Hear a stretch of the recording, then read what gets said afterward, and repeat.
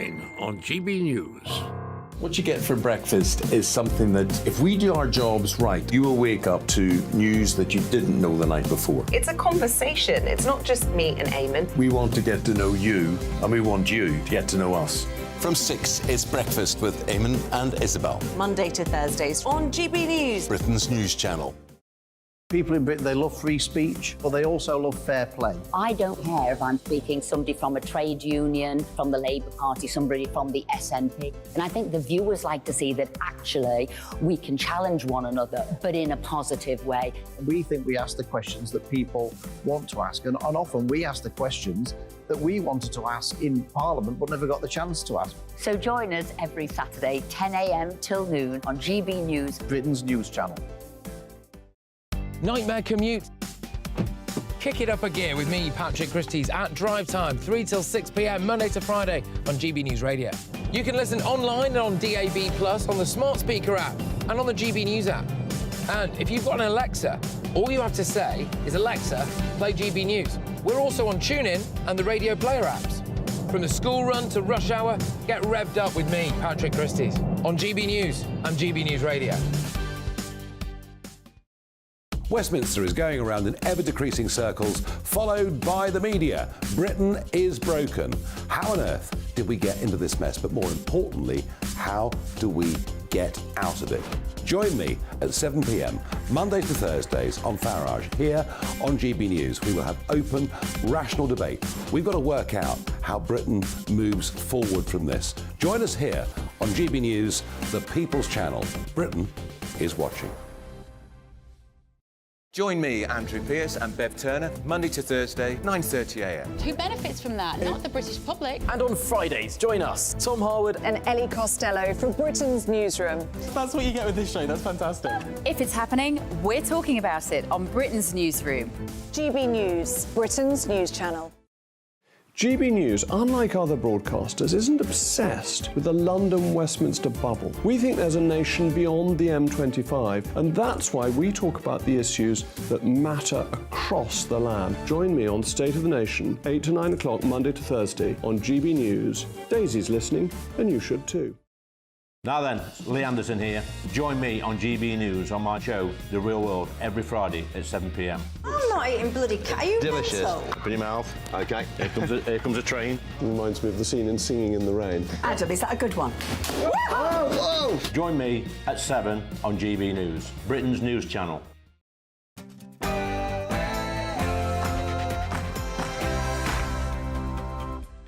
Hello, good afternoon. It is 3 o'clock. This is GB News on TV, online and on digital radio. I'm Nana Akua.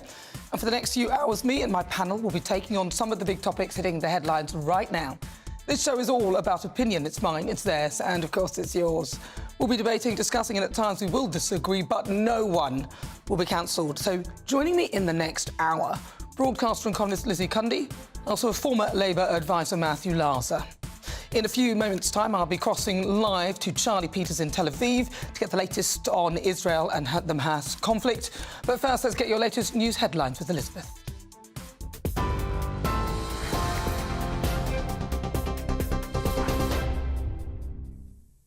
Good afternoon. It's a few minutes past 3. I'm Elizabeth Callahan in the GB Newsroom.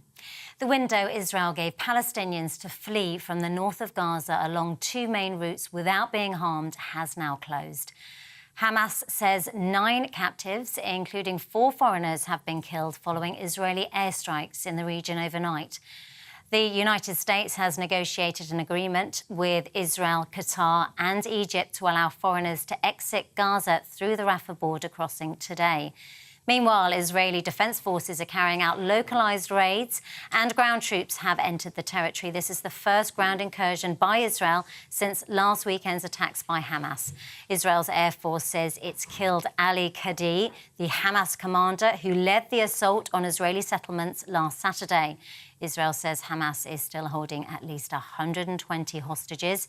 Israeli media reports bodies of captives have been found during raids. The United Nations is warning that over 2 million people are at risk as water runs out and humanitarian aid is blocked from going into Gaza. A Palestinian rescue team was hit by a missile while they were attempting to care for wounded among the rubble. The Israeli military says it is destroying Hamas targets in its strikes and has killed dozens from the militant group.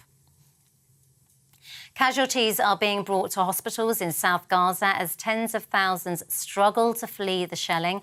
Israeli journalist Yohan Confino told GB News that if those being told to move do not do so, the death toll could rise to much higher numbers. Well, the latest is that there were just rockets fired over Tel Aviv, so I had to run for shelter just a couple of minutes ago. But of course, there is another situation which is more focused on right now, and that is Gaza, which is experiencing heavy bombardment by Israel. And Israel is, of course, encouraging civilians to move from the northern part of the Gaza Strip to the southern part. And I was just on an IDF briefing, a military briefing, where they said that they had announced 2 safe corridors where people can move safely for around 6 hours.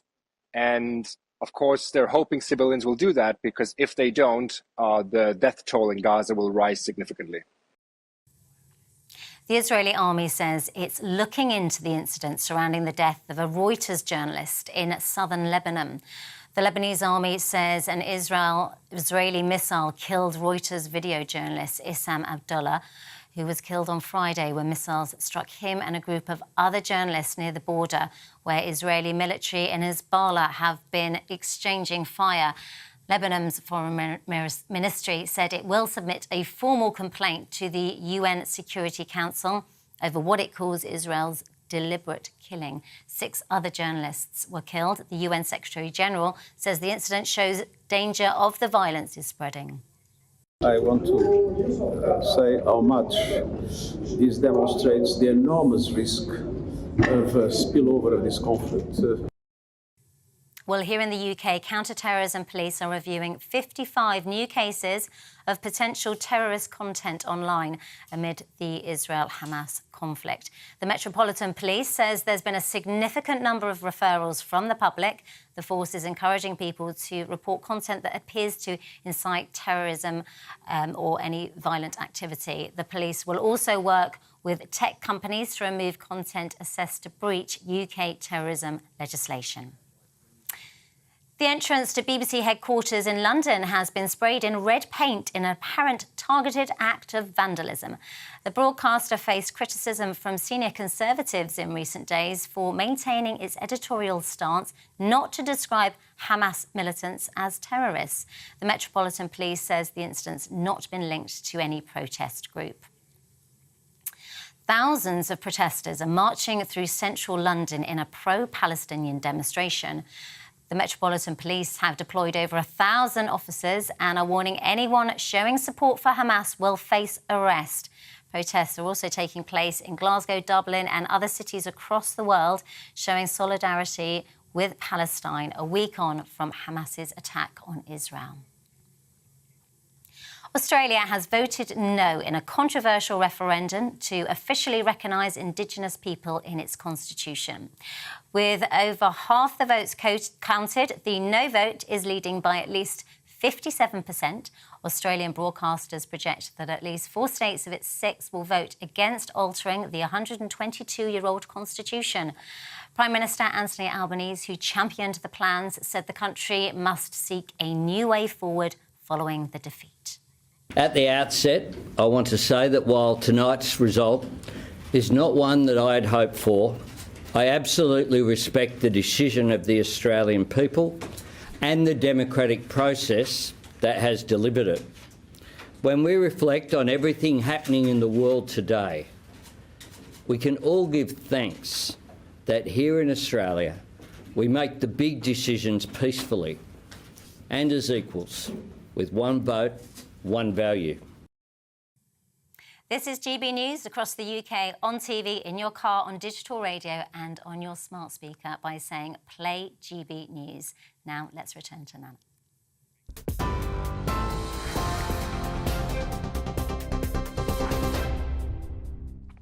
Good afternoon. If you just tuned in, it's fast approaching 7 minutes after 3 o'clock. This is GB News. We are the People's Channel. I'm Nana Akua. Now, coming up, Israel's Prime Minister has delivered a stark warning to Palestinians, saying that their week-long retaliation against Hamas is just the beginning. Thousands of Palestinians are trying to flee northern Gaza after the Israeli army warned more than 1 million people to move south for their own safety. We'll be speaking to our reporter, Charlie Peters, who's live there in Tel Aviv, and we'll bring you the latest as it happens. Plus, I'll be joined by Catherine Forster in London, who's attending a pro-Palestine rally in the capital.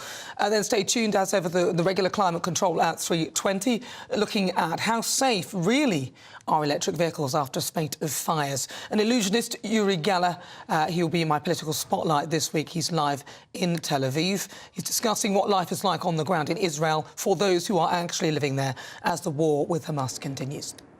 Then stay tuned at 5 o'clock, this week's difficult conversation. British-Israeli citizen Malcolm Brenner will be live in the studio. Now, he recently got out of Tel Aviv just a few days ago, but has family members still in the city, which remains a target for Hamas rocket attacks.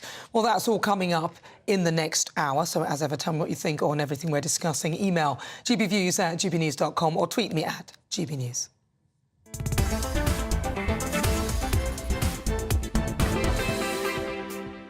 First, though, tens of thousands of civilians in the Gaza Strip are attempting to flee south as the 6-hour window the IDF gave residents there has now elapsed. Yesterday, the IDF told over 1 million Gazans to flee from the northern half of the Strip to the south of Wadi Gaza.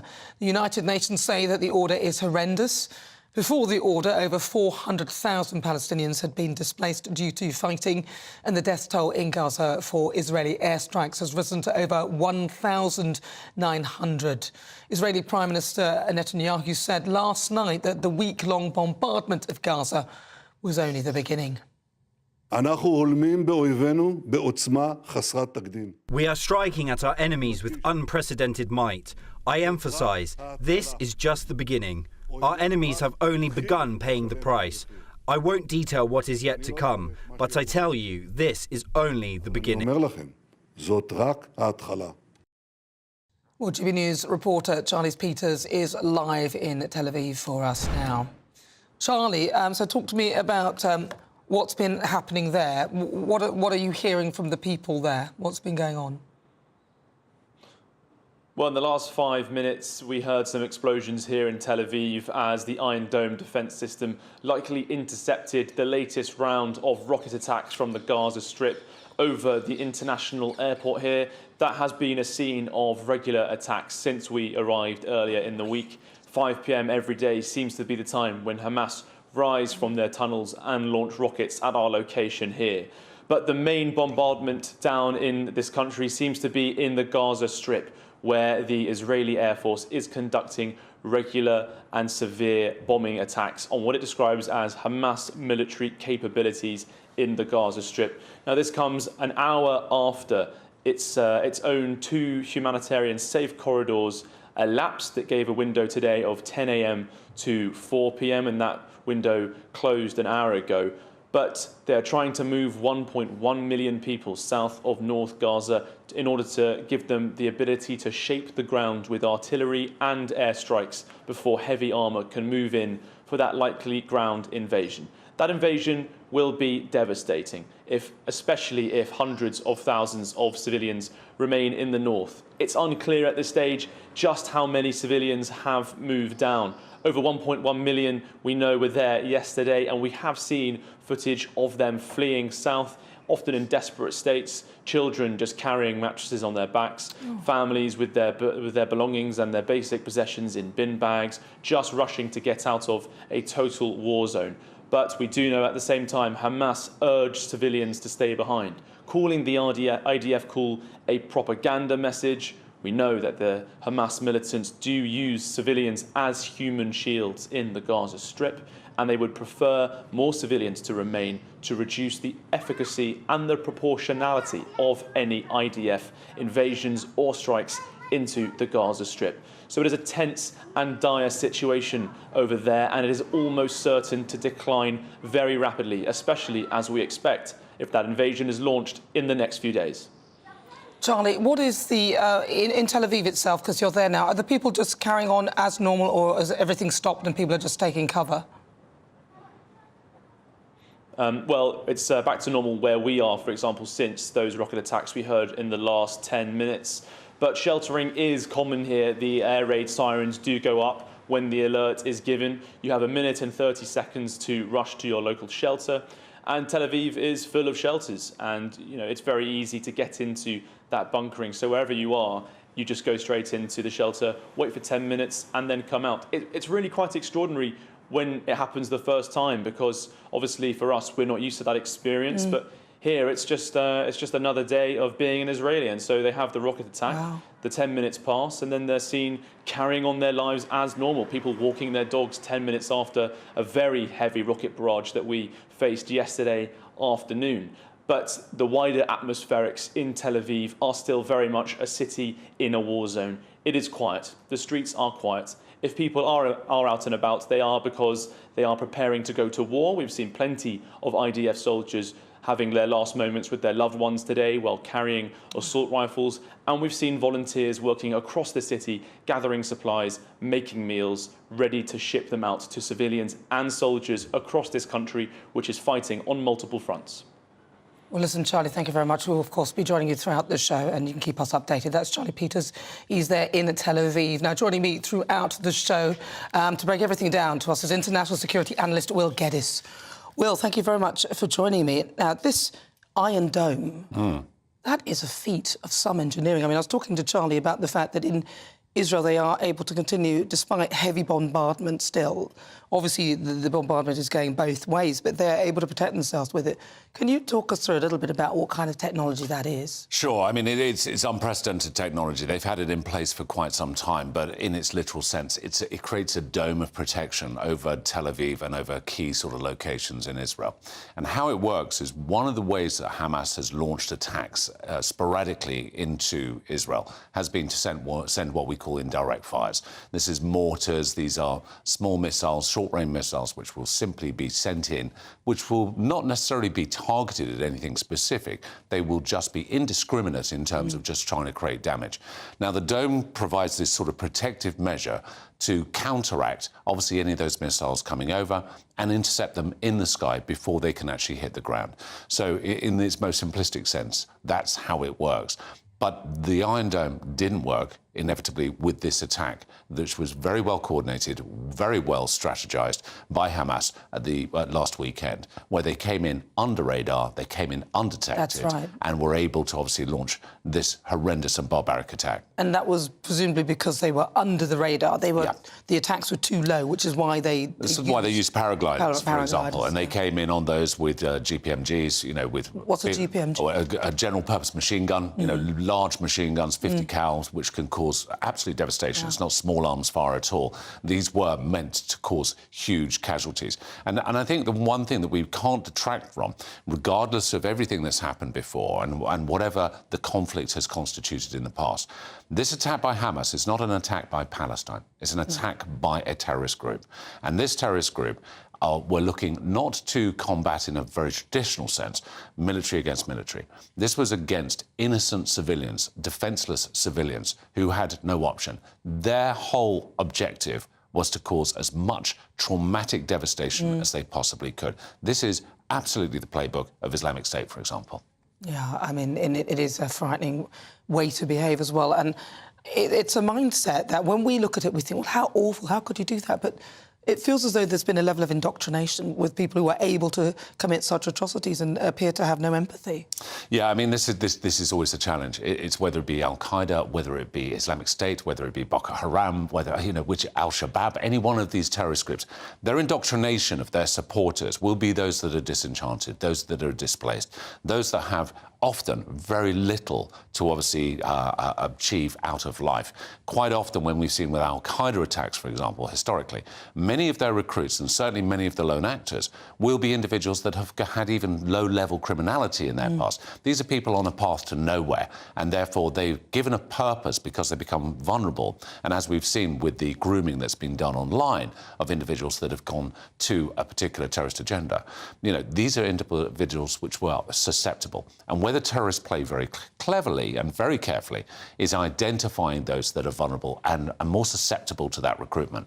And of course, the Gaza Strip, it feels like a ideal breeding ground because it is often known as, it's often seen as a prison. People often classify it as almost like a land prison, and it feels like that there doesn't seem to be a lot of hope for some of the young people there, although obviously Hamas are not the general population. No, exactly. This is just, you know, we're dealing with disenfranchised people who are in a situation where they simply, you know, obviously they've been fed some doctrine that makes them feel this way, and they want to. I mean, I've spent time in Israel. I've been to Tel Aviv. It's a beautiful city, and I've spent a lot of time in the region.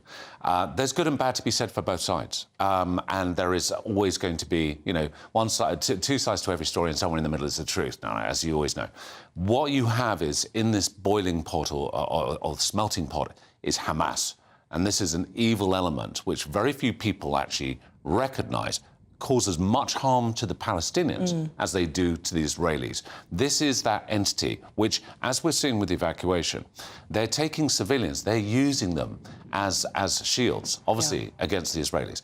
They're using hospitals, they're using schools for weapon caches to stow munitions and various other sort of measures that they can utilise in their counterattack to, obviously, the Israeli forces.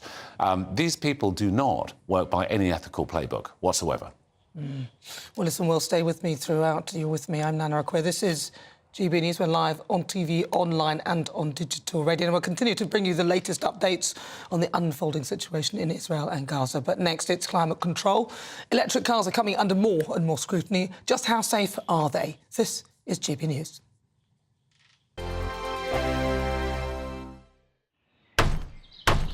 Who is it? We're here for the show.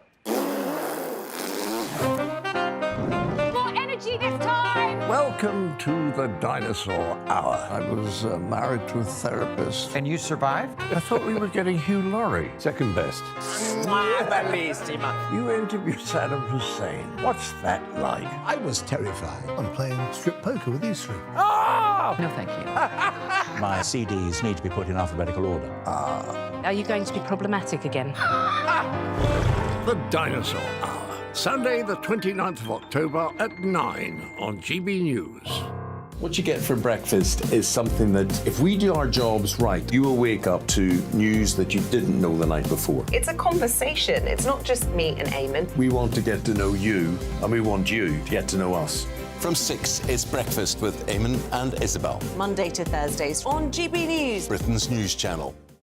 People in Britain, they love free speech, but they also love fair play. I don't care if I'm speaking somebody from a trade union, from the Labour Party, somebody from the SNP. And I think the viewers like to see that actually we can challenge one another, but in a positive way.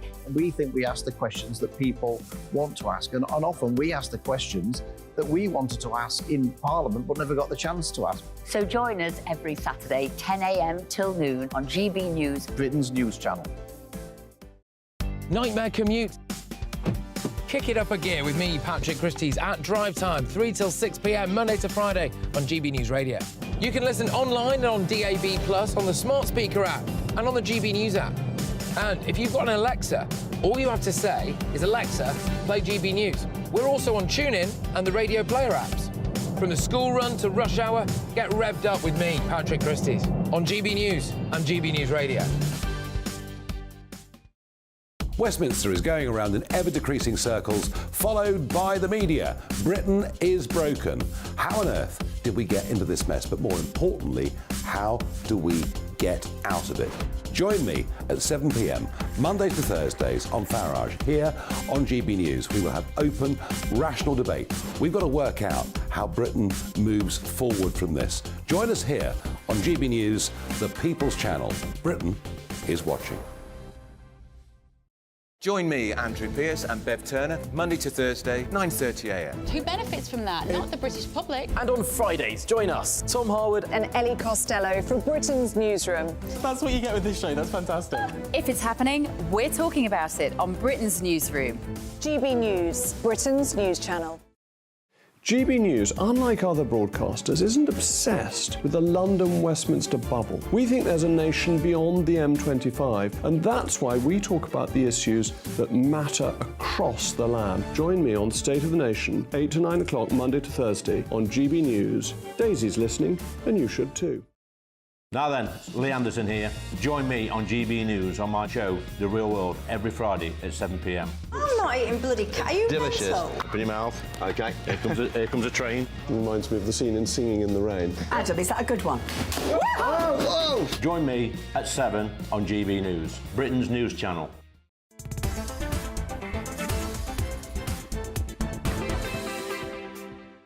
22 minutes after 3 o'clock. If you've just tuned in, welcome on board. This is GB News. We are the People's Channel. I'm Nana Akua. It's now time, though, for climate control. The latest stories relating to the debate around climate change. With everything that's been going on in the world over the last week, you would actually be forgiven for not having read about a group of climate scientists warning that up to 1.5 million homes in the UK, that's just here in the UK, could face a higher flood risk by 2080. 2080, that's if we're all still here, if we haven't all... Well, due to the rising sea levels triggered by the melting Arctic ice. Meanwhile, Rishi Sunak's own climate advisers have concluded that his recent delay to certain climate targets will actually end up costing Brits money rather than saving them money, as he had claimed. And finally, as the Israeli army and Hamas fire thousands of rockets at each other, what impact do such weapons have on the environment? Well, to discuss these stories, I'm joined by senior meteorologist and British Weather Services Jim Dale, and also political commentator Lewis Perry. All right, Jim, I'm going to start with you, seeing as you're in the studio with me. Thank you. All right, then, let's start with the first piece of information that we learn about the homes that more people are at risk of flooding. Yeah.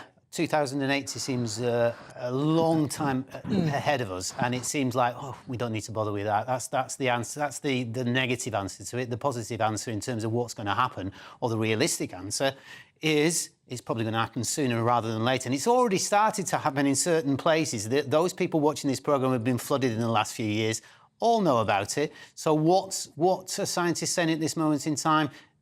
The last 2 years have accelerated everything. This last summer has taken them absolutely by surprise, me included, and therefore this is going to happen before 2080. So start. I'm not saying go for your boats now, but I'm saying start thinking about it, because it's coming. Well, you look like you're enjoying the little change that's been happening. Last week when you were in your T-shirt, I was. But you well, love it. But listen, you say sooner rather than later. Yet they're able to say put a number on it, 2080. To me, this, I don't know, Lois. Yeah, well, you know, there's been no more extreme weather events now than there has ever been. And actually, the amount of deaths from extreme weather events that have always happened are down over the last 100 years by 99%. So, you know, as per usual, Jim comes out with this stuff. It's not actually backed up by the facts. And when people actually read the IPCC report, not the cover note or the press release, but the report, they actually admit that in the report as well. So, yeah, I don't agree with him at all. And 2080, I mean, look, you know, we can't even predict the weather tomorrow and get that right. So how, no. Jim, how is 2080? How are we able to do that up till 2080? Well, first of all, I'll tell you what the weather's tomorrow, so I can get that absolutely You probably got right. it wrong, though, Jim. No. Look, dry, sunny, cold, all the rest of it. Well, I could have told you that. Dry, sunny, cold. Literally, that is everything. Dry, sunny, cold. The only thing you haven't said is wet. Well, it's not wet. That's well, it probably will be. Add that in. Of high pressure. But anyway, look, people put numbers on things. Scientists do that, and these things get changed from time to time. By the way, Lois, the numbers of deaths have just overtaken in terms of those dying from heat rather than cold. You're dead right for the last so many 100 years, but it's just been overtaken by events, and now more people die from the heat than they do from the cold. So that's the truth of it, Lois. Well, hang on, let Lois respond, because you've just told us the truth. Lois, do you think, though, Jim, that even if you're right about all of this stuff, that if we are prosperous and we've got capitalism is working properly and we've got loads of money to mitigate against all this stuff, rather than the green Marxist agenda that you promote, that actually it would be better for all the economies and all of the countries all over the world in terms of mitigating this alleged stuff that you say is going to happen? Well, to be honest, Jim, Lois makes a good point, because Rishi Sunak has now confirmed that actually it's going to cost us a lot more for this green stuff, and if we go ahead with it. So, you know, we're all going to be very poor. think the answer to the question is we're going to be a hell of a lot poorer when the wind hits the fan, the rain hits the fan, the floods hit the fan. That's basically what's going to happen. And Deloitte, one of those famous city firms, have estimated it's running into trillions going forward. I don't want to put absolute numbers on it. I think these numbers can be thrown around like crazy, but let's make it clear that they're not in any way hiding that. They know what's coming. We've already seen the devastation of what's happened in the last 2 years, in particular this summer with the massive floods, the heat waves, everything that's gone off, and that will only increase. That's a prediction. Wait for 2024. That's it's based coming. on computer models, yeah, which are nonsense. The models did really well during COVID, didn't they, Jim? We really trust the science, don't we, Jim? I wish I had your faith. I really do. I've got a lot of faith in science because it's got us to where we are, Lois. It's absolutely the case. You know, you decry people like NASA who send a robot onto a meteorite to gather stuff and bring it back. I mean, I'm not sure which stable you're coming out of. I don't know whether she did. Did you decry NASA for sending a robot out? Hang on, no. You said no, but you said she did. Lois, did you? If you look at the alleged hockey stick model, which shows the temperature going up, which is the one that Jim constantly puts on social media all the time since 1860, I was actually talking to a physicist and scientist today because I've been doing all the conferences. I've been doing the tour. I'm at the UKIP conference at the moment, and he said the computer models that were used to do that hockey graph thing was so flawed that it's actually been completely and utterly discredited, even in the woke scientific community now, as having any credibility. So, you know, there's lots of ways of taking temperatures. The best way to do it, actually, is over the oceans using satellites. So, you know, that's actually done, Lois. That's actually done. Look, this is my area, not your area. This is why I think you take most of your. Oh, okay. Most of your spiel comes from social media. I've been working in this job for 40 years. I've seen what's going on. I've measured what's going on. I don't need to listen to social media in terms of how that works. However, what NASA put out, what NOAA put out, what WNO put out is all bona fide information. That's what you've got to get.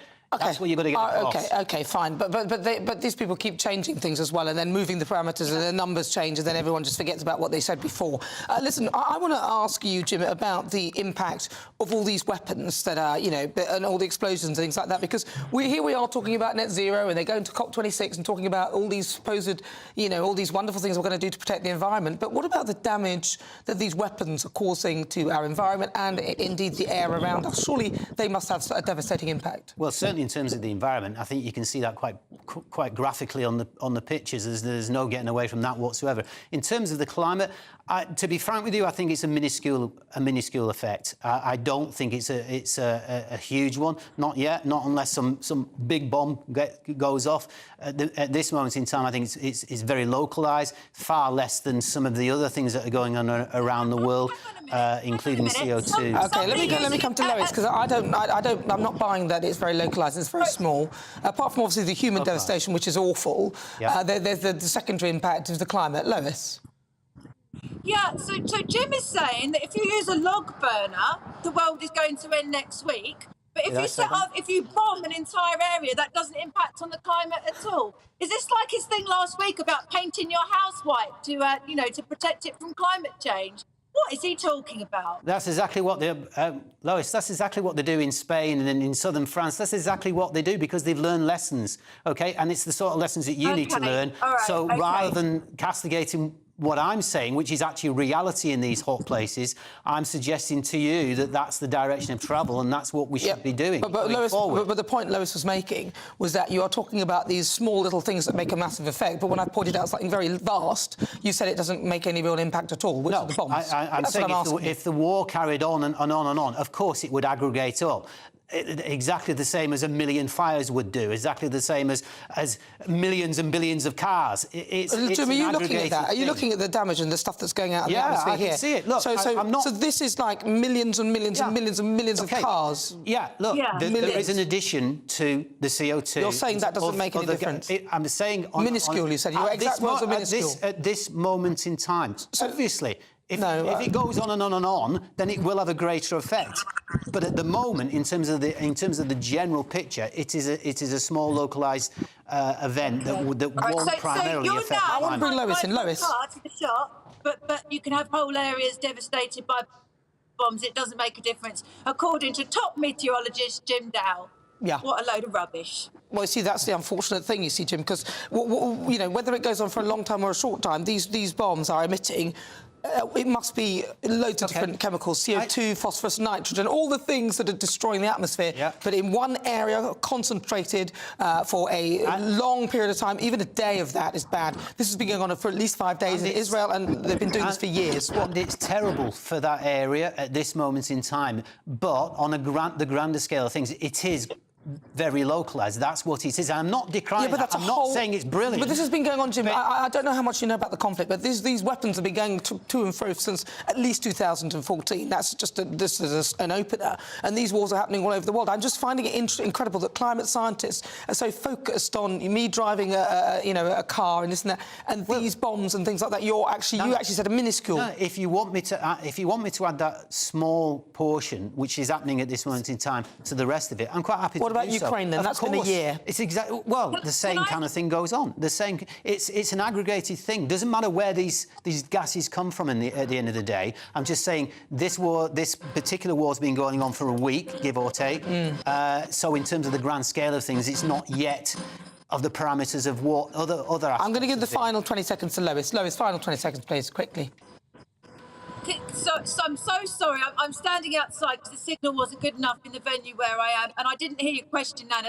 But can I just make a very obvious point? You know, obviously the most immediate devastation is not going to be coming from CO2 for people who are having rockets fired at them by Hamas. It's the innocent Israelis, people. So, yeah. Sorry, I didn't hear your question, Nana. That's all right. Listen, no, we're running out of time, but thank you so much. It's really good to talk to you. That's Lois Perry and also Jim Dale. Keep warm.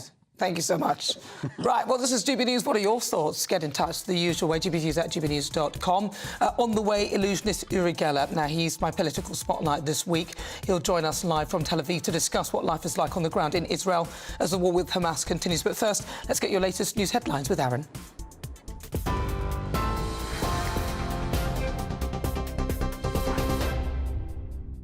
It's 3:33. I'm Aaron Armstrong in the GB Newsroom. 2 charter flights have now left Israel as part of a UK government effort to get British nationals out of the country amid the escalating conflict. The Foreign Office has confirmed 2 flights left earlier, with further flights expected in the days to come. The government had initially failed to organise repatriation flights from Israel due to problems obtaining insurance. Meanwhile, the window Israel has given Palestinians to flee from northern Gaza along 2 main routes without being harmed is now closed. Hamas says 9 captives, including 4 foreigners, have been killed following Israeli airstrikes in the region overnight. Crowds have begun to gather in the south of Gaza after hearing that foreigners will be granted passage through the Rafah border in Egypt.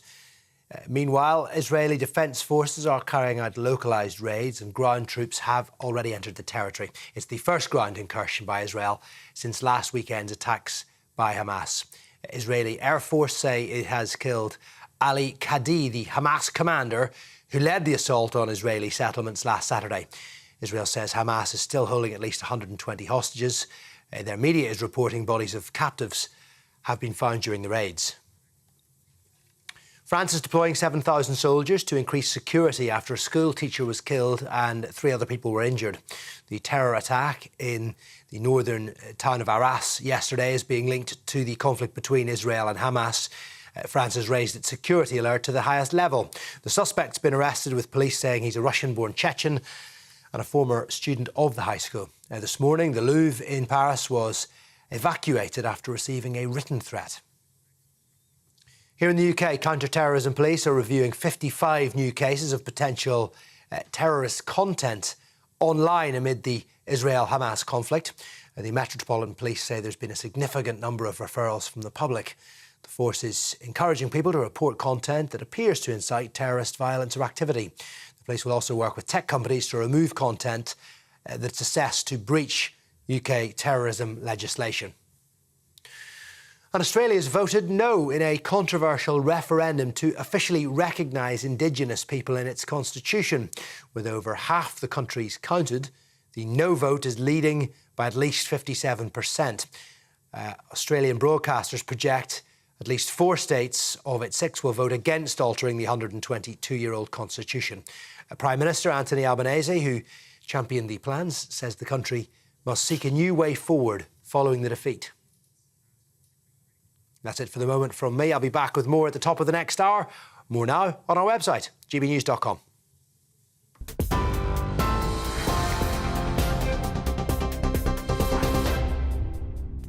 Well, coming up, it's Political Spotlight. Uri Geller will be live from Tel Aviv to discuss what life is like on the ground in Israel as the war with Hamas continues. But next, Colonel Richard Kemp is in Israel and he joins me to give me his view on what life is like on the ground.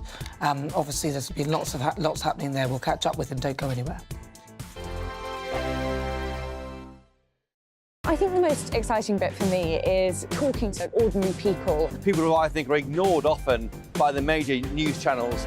We're going to give news they want to hear. There's a voice there that needs to be heard. I think there's a chance here for a diversity of opinion to be expressed, which you don't find elsewhere. It's really exciting. We don't hold back. We're free to say how decisions that are taken here affect us all around the country. Only on GB News, the People's Channel, Britain's news channel. The Live Desk with me, Mark Longhurst. And me, Pip Thompson. It's here Monday to Friday on GB News. From midday, we'll bring you the news as it breaks, whenever it's happening and wherever it's happening, from across the UK and around the world. Refreshing, feisty, but with a bit of fun too. If it matters to you, we'll have it covered on TV, radio and online. Join the Live Desk on GB News, the People's Channel, Britain's news channel. So Jubes and Kerr, we tackle the issues of the day with real robust debate, both sides of the fence, battling it out with me in the middle with my forthright opinions and views. And often really interesting things happen because you start with a position and then by the end of the debate you find actually, well, I might not have thought about that one. What we need in this country is 2 new political parties. You should maybe think about doing a 2024 calendar. I'm Michelle Dewberry and I'm keeping you company right through until 7 o'clock this evening. GB News, the People's Channel, Britain's watching. Join us every night on GB News at 11 p.m. for Headliners, which is 3 top comedians going through the next day's news stories, which is exactly what you need, because when the establishment has gone crazy, you need some craziness to make sense of it. Headliners. You don't have to bother reading the newspaper. We've got it covered for you. Every night at 11 p.m. and repeated every morning at 5 a.m. We won't send you to sleep like some of the other paper review shows out there. So join us 11 p.m. every night on GB News. The People's Channel, Britain's news channel. Join me, Camilla Tominey, on Sunday mornings from 9:30, taking the politicians to task and breaking out of SW1 to see how their decisions are affecting you across the UK. Bursting the Westminster bubble every Sunday morning, only on GB News, the People's Channel. Britain's watching. Every Sunday from 11, join Michael Portillo. There will be topical discussion, looking at the week before and the week to come. So kick back and relax at 11 a.m. on Sundays on GB News with me, Michael Portillo. GB News, the People's Channel, Britain's news channel. I'm Andrew Doyle. Join me at 7 o'clock every Sunday night for Free Speech Nation, the show where I tackle the week's biggest stories in politics and current affairs with the help of my 2 comedian panellists and a variety of special guests. Free Speech Nation, Sunday nights from 7 on GB News, the People's Channel, Britain's news channel. Nightmare commute. Kick it up a gear with me, Patrick Christie's, at Drive Time, 3 till 6 p.m, Monday to Friday on GB News Radio. You can listen online and on DAB+, on the smart speaker app and on the GB News app. And if you've got an Alexa, all you have to say is, Alexa, play GB News. We're also on TuneIn and the Radio Player apps. From the school run to rush hour, get revved up with me, Patrick Christie's, on GB News and GB News Radio.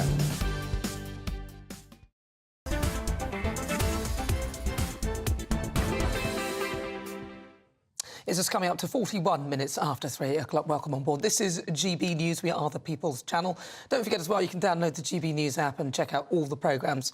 I'm Nana Akua. With lots of things going on at the moment, but it's time now for this week's Political Spotlight, where we shine a light on the terrible devastation today on the conflict currently occurring in Gaza and Israel. Now, the deadline for Palestinians to evacuate northern Gaza has now passed. More than 1 million people in Gaza have been told to leave ahead of an expected Israeli ground onslaught against Hamas. US President Joe Biden has written on Twitter, or X, the US is working with the governments of Israel, Egypt, Jordan and with the UN to surge support to ease the humanitarian consequences of Hamas's attack, create conditions needed to resume the flow of assistance and advocate for the upholding of law and order. So joining me now is Colonel Richard Kemp, former British infantry commander. He's currently in Israel. Colonel Kemp, talk to me about why you are in Israel at the moment. I'm observing the conflict here. I'm frequently in Israel, particularly when there are conflicts going on. And today I've been on the border with Lebanon, where the situation is heating up there. Just before I arrived this morning, there was an attempt by Lebanese Hezbollah, directed by Iran, as Hamas and Islamic Jihad in Gaza are also directed by Iran, to infiltrate Israeli territory. They were taken out by Israeli airstrikes. And while I was there, Hezbollah again opened up in that same area with rockets, and Israel responded with a pretty significant attack against them. So it's not everyone's looking at Gaza quite rightly, but the situation on the Lebanese border is beginning to heat up as well, which could potentially leave Israel with a two-front war in its hands. So what we've got on screen is a live shot of Gaza. Colonel Kemp, I want to ask you about this because people often talk about the closeness with Iran, and it seems that the countries that feel like they have an involvement with Iran seem to be in flux. In your view, a lot of people have been saying that Iran are involved in this in terms of maybe supplying weapons or perhaps finance. Is there any real evidence that that is the case? There is evidence. There's years' worth of evidence of Iran funding and arming and helping to train Hamas in Gaza and also Islamic Jihad, the other major terrorist groups in Gaza. There's acres of evidence about that. There's also plenty of evidence of Iran's involvement with Hezbollah. Iran created Hezbollah back in the 1980s, and Iran funds Hezbollah, it arms Hezbollah, it directs Hezbollah. And equally, if you go across the border into Syria, Iran is attempting to form and has been attempting to form a base of attack against Israel from Syria. And Israel, a few days ago, launched preemptive strikes against airports in Damascus and Aleppo to preempt the possibility of an attack on Israel from there. And then, of course, we have the West Bank, the Judea and Samaria, as it's also known, in which Iran has been arming, funding terrorist cells there to attack the Israelis. So I would say Iran's fingerprints are all over this conflict in every aspect of it. And they're working hard now. And their rhetoric, if no more proof was needed, their rhetoric shows that they want a massive uprising, not just in the countries they control around or certainly influence around Israel, but also around the whole of the Arab world. Well, listen, Colonel Kemp, thank you so much for joining me. If you'll stay there, because I want to have a chat now with British-Israeli illusionist Uri Geller, who's in Tel Aviv right now. Uri, thank you so much for joining me. It's always so good to talk to you. I'm sorry it's under these circumstances. I just want to get an update from you with what it's like, because I know you live in Israel. This is your home. Just want to get an update from you as to how the people there are faring and also how you're faring with all of this. First of all, thank you again for inviting me onto your show. Just a few minutes ago, missiles flew into Tel Aviv. Uri, we're having trouble hearing you. Can you come forward a bit or something nearer the mic? Because we're having trouble hearing you. Can you hear me now? Yeah, well, this is a bit better, yeah. So what I'm saying is, just a few minutes ago, missiles flew into Tel Aviv. Thanks God that the Iron Dome shot them out of the sky. People are listening to instructions. Uri, we're going to try and fix your audio, but I can tell you when you touched the speaker, it got better. We're going to try and fix it. We're going to come straight back to you, but we're going to try and fix that. We'll come back to you in a moment. All right, well, let's go live now to Tel Aviv and have a chat with Charlie Peters, who's there, our reporter who's out there now. Charlie, so we spoke earlier. Any other developments and what's been going on? Yes, in the last hour, US Secretary of State Antony Blinken has been visiting Saudi Arabia, meeting with the senior leadership out there as part of his wider regional diplomatic journey to try and establish a US effort to prevent this conflict from getting out of hand. As many are saying, it already has. His shopping list of demands in his diplomatic tour, chief among them, is to prevent a wider conflict, to prevent Iran from entering into this war, and to limit the event of other Iranian proxies, particularly in the north, from striking. We just heard from Colonel Kemp, who's been in northern Israel today, about those continuing skirmishes between Lebanese Hezbollah and the IDF. They've sent hundreds of thousands of reservists up north to secure that border. But Lebanese Hezbollah are a more severe opposition than Hamas. They have greater freedom to operate within Lebanon than Hamas do in the Gaza Strip, and that presents a serious threat to the Israeli people. But the other issues that Blinken is trying to establish in his diplomatic tour, he wants humanitarian civilian safe zones within Gaza where all these civilians can flee. 1.1 million told to flee from the north of Gaza yesterday. Their deadline for safe passage has now passed, and he also wants there to be a safe crossing into Egypt in that Rafah crossing, which, as we understand, remains closed, despite reports earlier today that it had been opened through diplomatic deals with the US. So as it stands, all the things that Antony Blinken wants, he's not getting.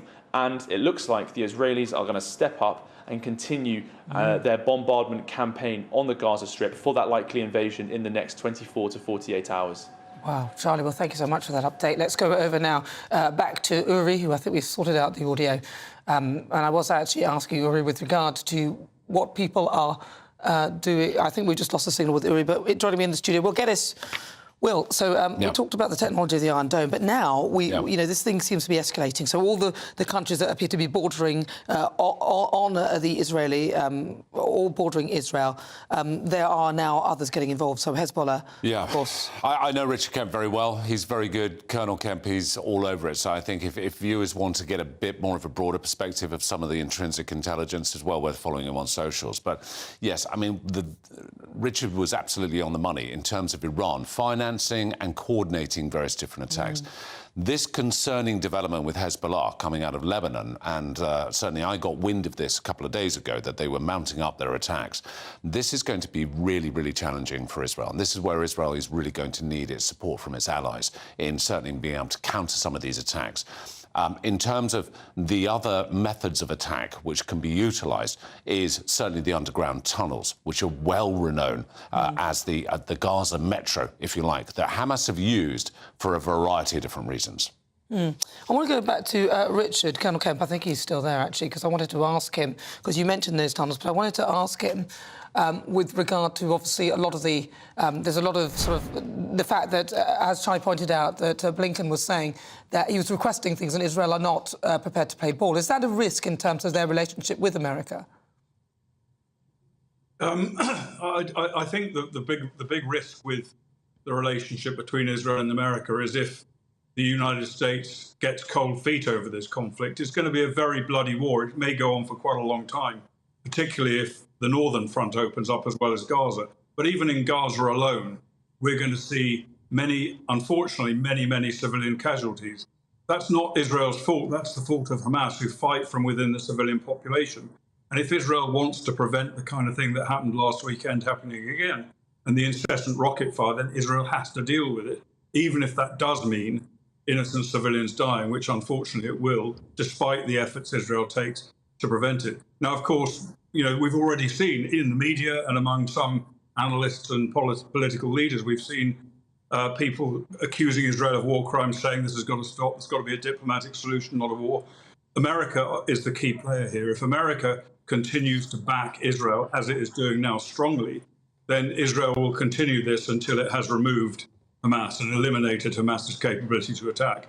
If, on the other hand, the US President, Antony Blinken, and Joe Biden, if they say this is enough, you've got to stop it, then that puts Israel into a real dilemma, because the government of Israel must decide, are we going to go along with our strongest ally on whom we depend for so much, or are we going to do the job that the entire Israeli population, every single person I've spoken to since I've been out here, wants this ended once and for all after so many years of attacks from Gaza against Israeli civilians. What's their, what do they do? Which do they do? And it's really a big question mark, I think, that runs into the future. Well, thank you very much, Colonel Richard Kemp. Really good to talk to you out there live in Tel Aviv. We'll hope to get in touch with them again tomorrow. Joining me in the studio, Will Geddes. He's talked about it that most of the people in Israel that he's spoken to want this, want something done about this. Yeah. My fear is that, obviously, this is Hamas who are dealing with this, who have instigated this. This isn't the, the people of Gaza who probably want to live in peace like those in Israel. Most people want peace. They want to get on with their lives and be progressive and successful. But my fear is that, if Israel retaliate in a sense that some may feel is too much, which I don't know what is too much, I don't know where the line is drawn, then it could end up creating small little cells, which then create another set of terrorists who are not happy with what has happened. And there'll be those who've lost family and so on and so forth in the other parts who won't be happy with that. Yeah, I mean, there's always that risk. There's always that risk that you're going to get those that will be directly affected, whether that be through losses of family members, close to loved ones and the like, and believe that they want retribution. And the only way that they can achieve that is by being recruited or joining or conscripting to, say, someone like Hamas. What we've got to understand here is that Hamas are not liked by anybody. Hamas right now will be using innocent Palestinian civilians as human shields.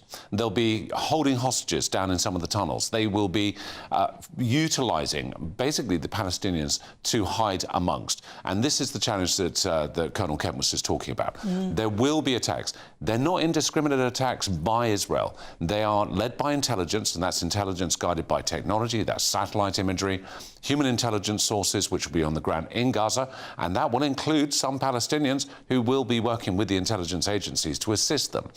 And bearing in mind that Hamas is causing as much atrocities against Palestinians as they are against Israelis, the fact of the matter is that everybody can do with the benefit of removing Hamas.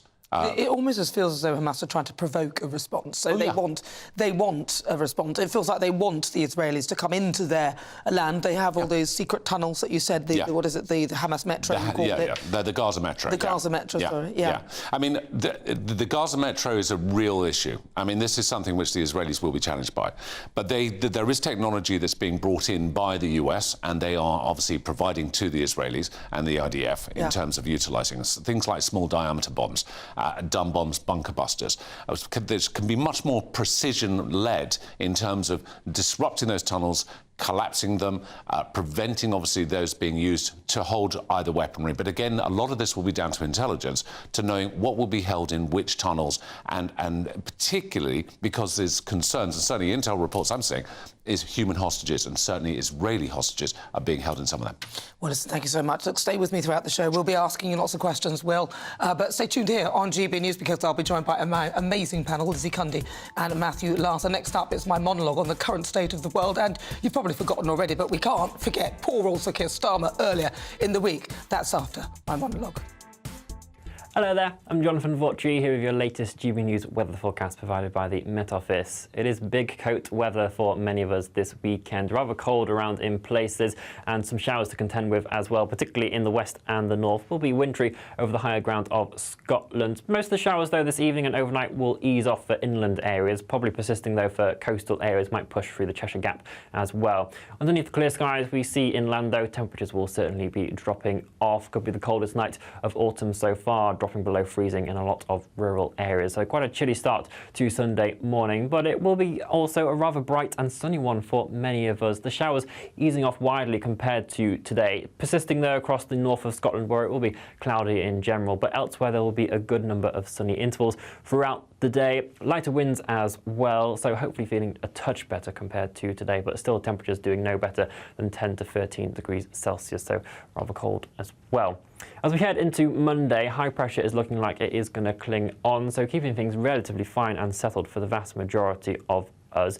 The showers again probably persisting across some far northern areas at times maybe pushing into the southeast as well. A little bit of mist and fog around first thing in the morning, that clearing its way off, but could be a bit of a cloudier day, some wispy cirrus cloud around, so the sunshine a touch hazier compared to the weekend. The high pressure looks like it will cling on into the middle part of the week, though temperatures also rising up a touch. Bye-bye. So that is your weather. This is GB News on TV, online and on digital radio. More to come in the next hour, continuing with the latest on the conflict in Israel and Gaza.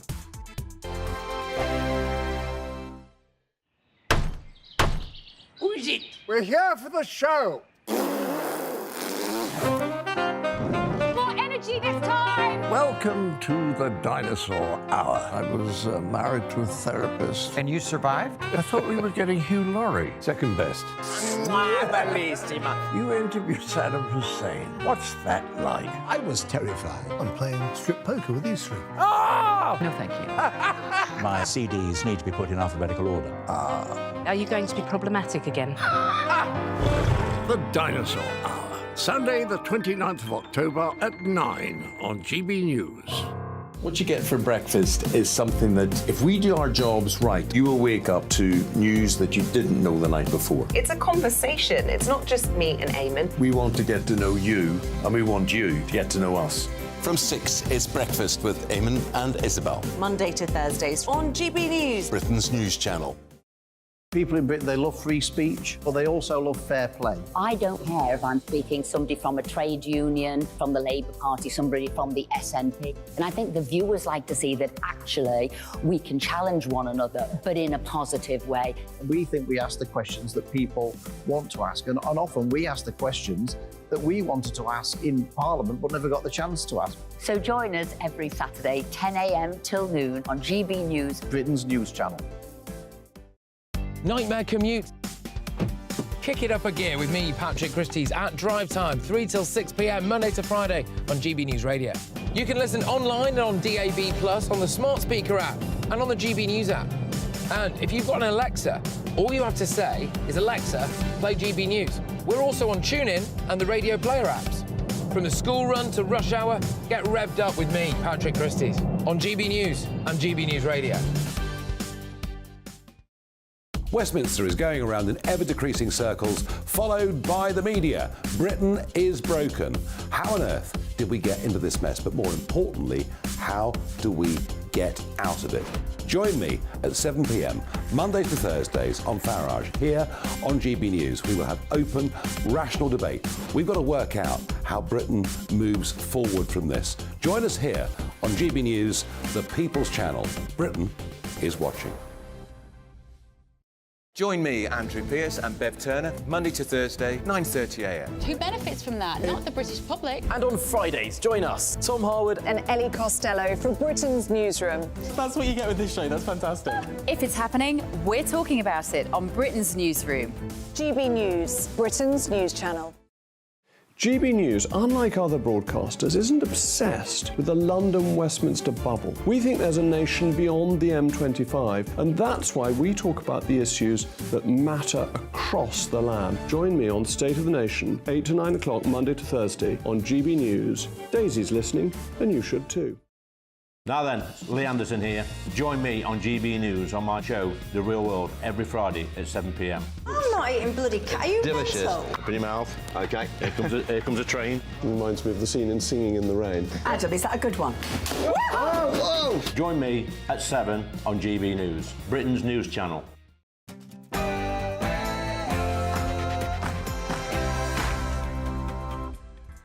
Hello, good afternoon. It's just coming out to 4 o'clock. This is GB News on TV, online and on digital radio. I'm Nana Akua. And for the next 2 hours, me and my panel will be taking on some of the big topics hitting the headlines right now. This show is all about opinion. It's mine, it's theirs, and of course, it's yours. We'll be debating, discussing, and at times we will disagree, but no one will be cancelled. So joining me today is broadcaster and columnist Lizzie Cundy, also former Labour advisor Matthew Laza. Before we get started, let's get your latest news headlines with Aaron Armstrong.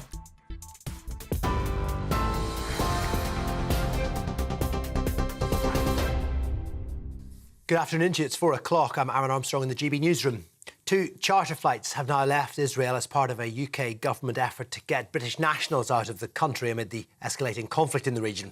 The Foreign Office say more are expected to run in the coming days. The government initially failed to organise repatriation flights from Israel because of problems obtaining insurance.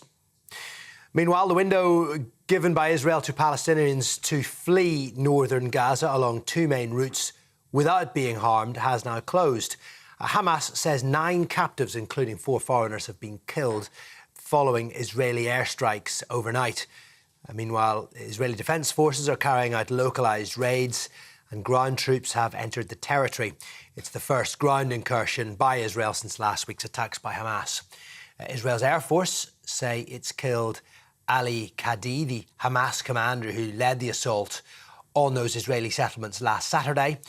Israel says Hamas is still holding at least 120 hostages. Well, crowds hoping to flee Gaza are gathering at the Rafah border crossing that is on the border with Egypt. The crossing, which links Egypt to Gaza, had been closed since Israel bombed the area earlier this week. It remains closed at the moment as the crowds gather there. Trucks full of humanitarian aid have been queuing up to get into Gaza. A US State Department spokesman says US citizens in Gaza are being encouraged to move towards the crossing to be ready if it is reopened, as there will likely be little warning and it may only be for a short time. Casualties are being brought to hospitals in the south of Gaza as tens of thousands of people struggle to flee the shelling. Israeli journalist Yotam Confino told GB News if those being told to move do not do so, the death toll could rise to much higher numbers. Well, the latest is that there were just rockets fired over Tel Aviv, so I had to run for shelter just a couple of minutes ago. But of course, there is another situation which is more focused on right now, and that is Gaza, which is experiencing heavy bombardment by Israel. And Israel is, of course, encouraging civilians to move from the northern part of the Gaza Strip to the southern part. And I was just on an IDF briefing, a military briefing, where they said that they had announced 2 safe corridors where people can move safely for around 6 hours. And of course, they're hoping civilians will do that, because if they don't, the death toll in Gaza will rise significantly. The Israeli army says it's looking into the incident surrounding the death of a Reuters journalist in southern Lebanon. The Lebanese army says an Israeli missile killed the video journalist Issam Abdallah. He was killed on Friday when missiles struck him and a group of other Reuters journalists near the border, where the Israeli military and Hezbollah have been exchanging fire. Lebanon's foreign minister says it will submit a formal complaint to the UN Security Council over what it calls Israel's deliberate killing. 6 other journalists were injured. The UN Secretary General says the incident shows the danger of violence spreading. France is deploying 7,000 soldiers to increase security after a school teacher was killed and 3 others injured. It's being linked to the conflict between Israel and Hamas. France has raised its security level to the highest possible level. The suspect has been arrested, with police saying he's a Russian-born Chechen and a former student of the high school. This morning, the Louvre in Paris was evacuated after receiving a written threat. Here in the UK, counter-terrorism police are reviewing 55 new cases of potential terrorist content online amid the Israel-Hamas conflict. The Metropolitan Police says there's been a significant number of referrals from the public. The force is encouraging people to report content that appears to incite terrorist violence or activity. The police will also work with tech companies to remove content that's been assessed to breach UK terrorism legislation. Australia's voted no in a controversial referendum to officially recognise Indigenous people in its constitution. With over half the votes counted, the no vote is currently at 57%. Australian broadcasters are projecting at least 4 states of the 6 will vote against altering the 122-year-old constitution. The Prime Minister, Anthony Albanese, who championed the plans, said the country must seek a new way forward following the defeat. At the outset, I want to say that while tonight's result is not one that I had hoped for, I absolutely respect the decision of the Australian people and the democratic process that has delivered it. When we reflect on everything happening in the world today, we can all give thanks that here in Australia We make the big decisions peacefully and as equals, with one vote, one value. We're live across the UK on TV, on digital radio, and if you want us on your smart speaker, just say play GB News. That's it from me. Now back to Nana.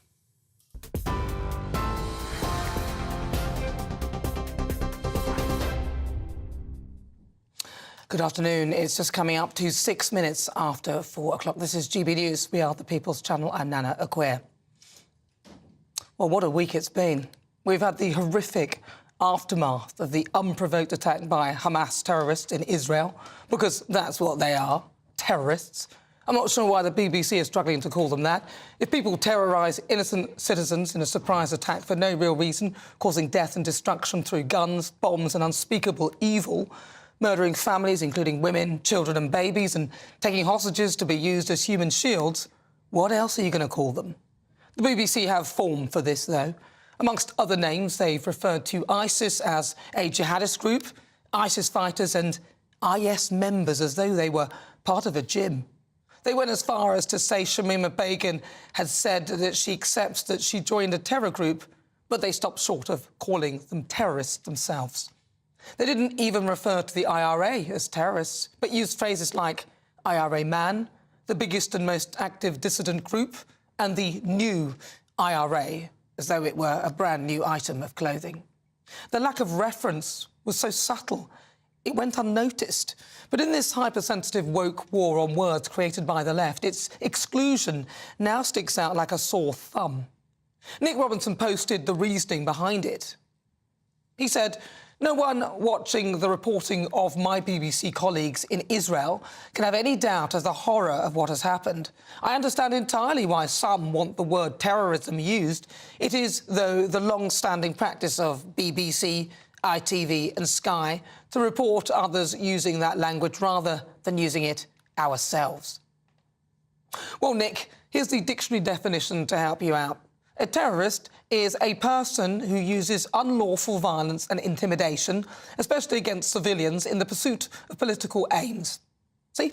It's not judgment, it's the truth. No wonder people have stopped watching the BBC in their droves. I mean, what's the point if they won't call a spade a spade? And you can almost forget that somewhere in there was a Labour Party conference, where the most interesting thing was Sir Keir Starmer being doused with glitter by a very posh activist who somehow managed to evade security to throw the green substance onto the Labour leader, who boringly kept them at bay with one arm.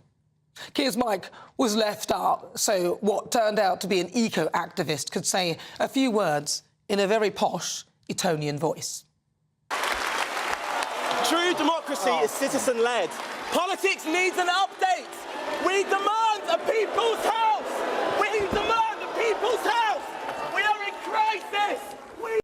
So the intruder was on stage for some 15 seconds before being pulled to the floor by female security. Good on you, girls. I think it was a setup, by the way, to make the Labour leader look more manly and in control. I mean, why leave his mic up? A ploy to make you forget that Keir never mentioned immigration and banged on about building houses. You can build as many houses as you like, Keir, but if you don't stop the boats, there'll never be enough. I mean, the whole speech received high praise, but it was boring. I lay on the couch in my office and fell asleep. But all of that politicking pales into insignificance when you see the horror unfolding in the Middle East. Israel have ordered the evacuation of approximately 1.1 million people in Gaza in preparation for retaliatory strikes against Hamas for the evil they unleashed last week. But thankfully, we here in the UK haven't had to deal with a war on our soil for some time, which is why I suspect the left, who have busied themselves and distracted us with fakery, things like gender ideology, for example, which shouldn't even be a thing, their obsession with diversity and inclusion and net zero, which doesn't add up. The world is at a tipping point. Forget climate change and 2050. The way we're going on, we'll be lucky if we get through the next few years.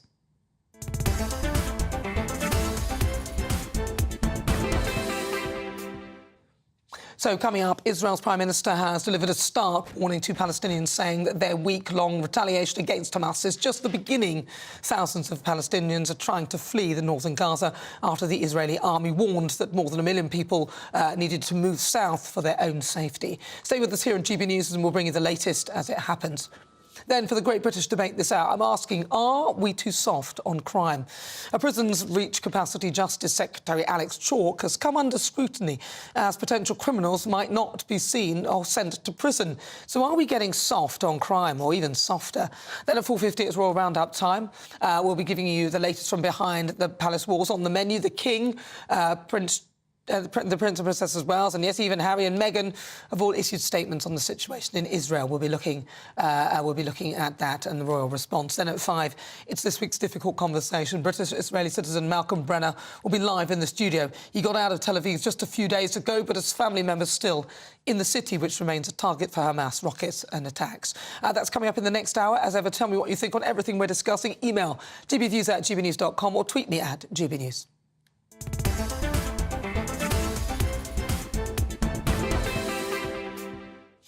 Right, let's get started. Let's welcome again to my panel political commentator Matthew Larser and also broadcaster and columnist Lizzie Cundy.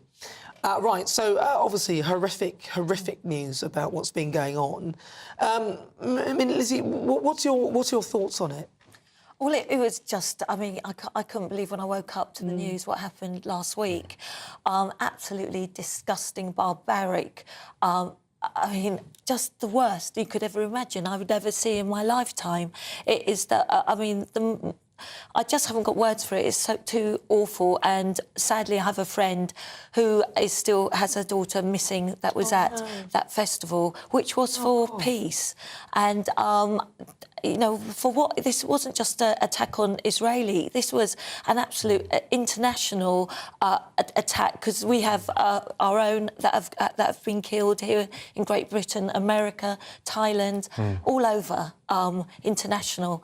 And it is absolute disgusting that anyone can even side with Hamas, who are terrorists, and that's what they should be called. And the BBC, I'm absolutely ashamed that they won't. They've called them freedom fighters, militants. They are terrorists, and that's what they are. I noticed Nick Robinson in that message did try to bag ITV and Sky in the same comment as though they're of similar ilk. But I'm pretty sure on Sky and even on ITV they would have called them terrorists. I think they have used the word terrorist. Yes, I don't know why he was doing that. He was trying to make it look like it's not just us. Yeah.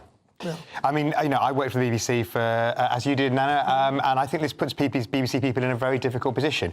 There were various reasons sensible reasons for being careful about using the word terrorist, using it sparingly, but clearly, as Lizzie says, the events that we saw last weekend and the events since as well, because we've seen further murders, clearly are acts of terrorism. You use the dictionary definition and they are literally that. There's no way around. The BBC just got itself in a silly mess, and it's just such a shame, because this has now become the issue when we should be, you know, focusing on other things. But it means so much to people to, you know, for what it is so horrific to be called terrorism. So it's just really sad that the BBC isn't being more fleet of foot and being sensible in using the word terrorism when terrorism is happening. And there aren't enough, for me, celebrities that do normally pipe up, the Gary Linekers and Emma Thompson, who haven't actually mentioned this. And they're always quick to talk about, you know, immigration, net zero. The language of Nazi Germany was what he was saying, or the Germany in the 30s, which was a nonsense comparison, because now we're seeing what happened in the 30s almost play out in front of us. So if he thinks he can equate any of that...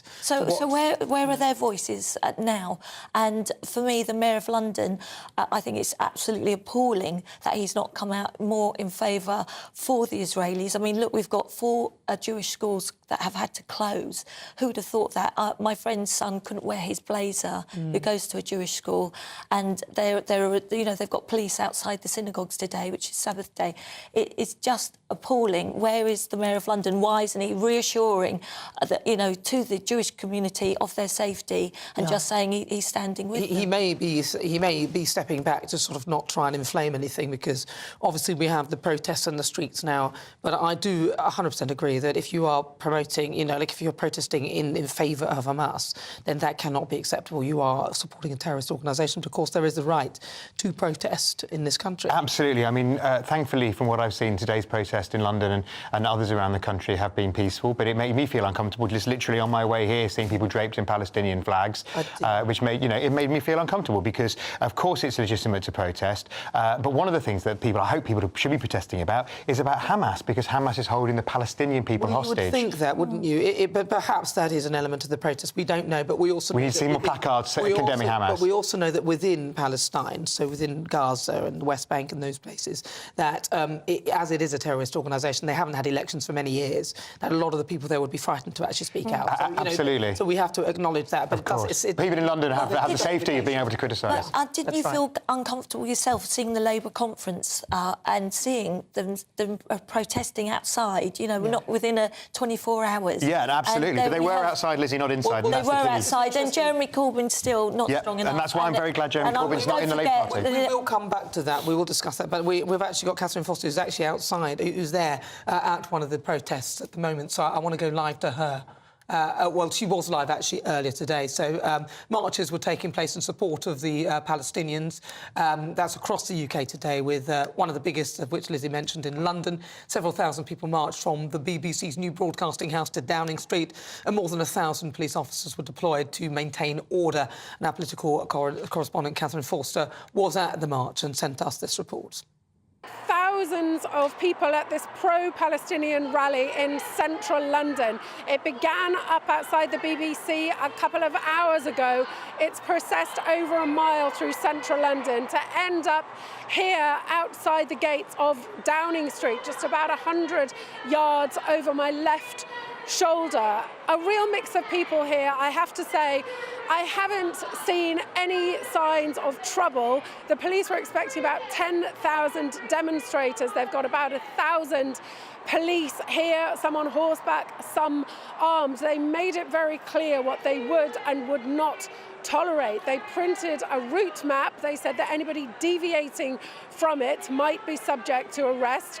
They also said that although it's acceptable to show Palestinian flags, and indeed I've seen thousands of them today, that if anyone was to show a Hamas flag or a Hezbollah flag, both the flags, of course, of prescribed terrorist organisations, that they would be likely to be subject to arrest. Also, anybody inciting hatred or violence. Now, there's a couple of legal advisors just behind their cameraman.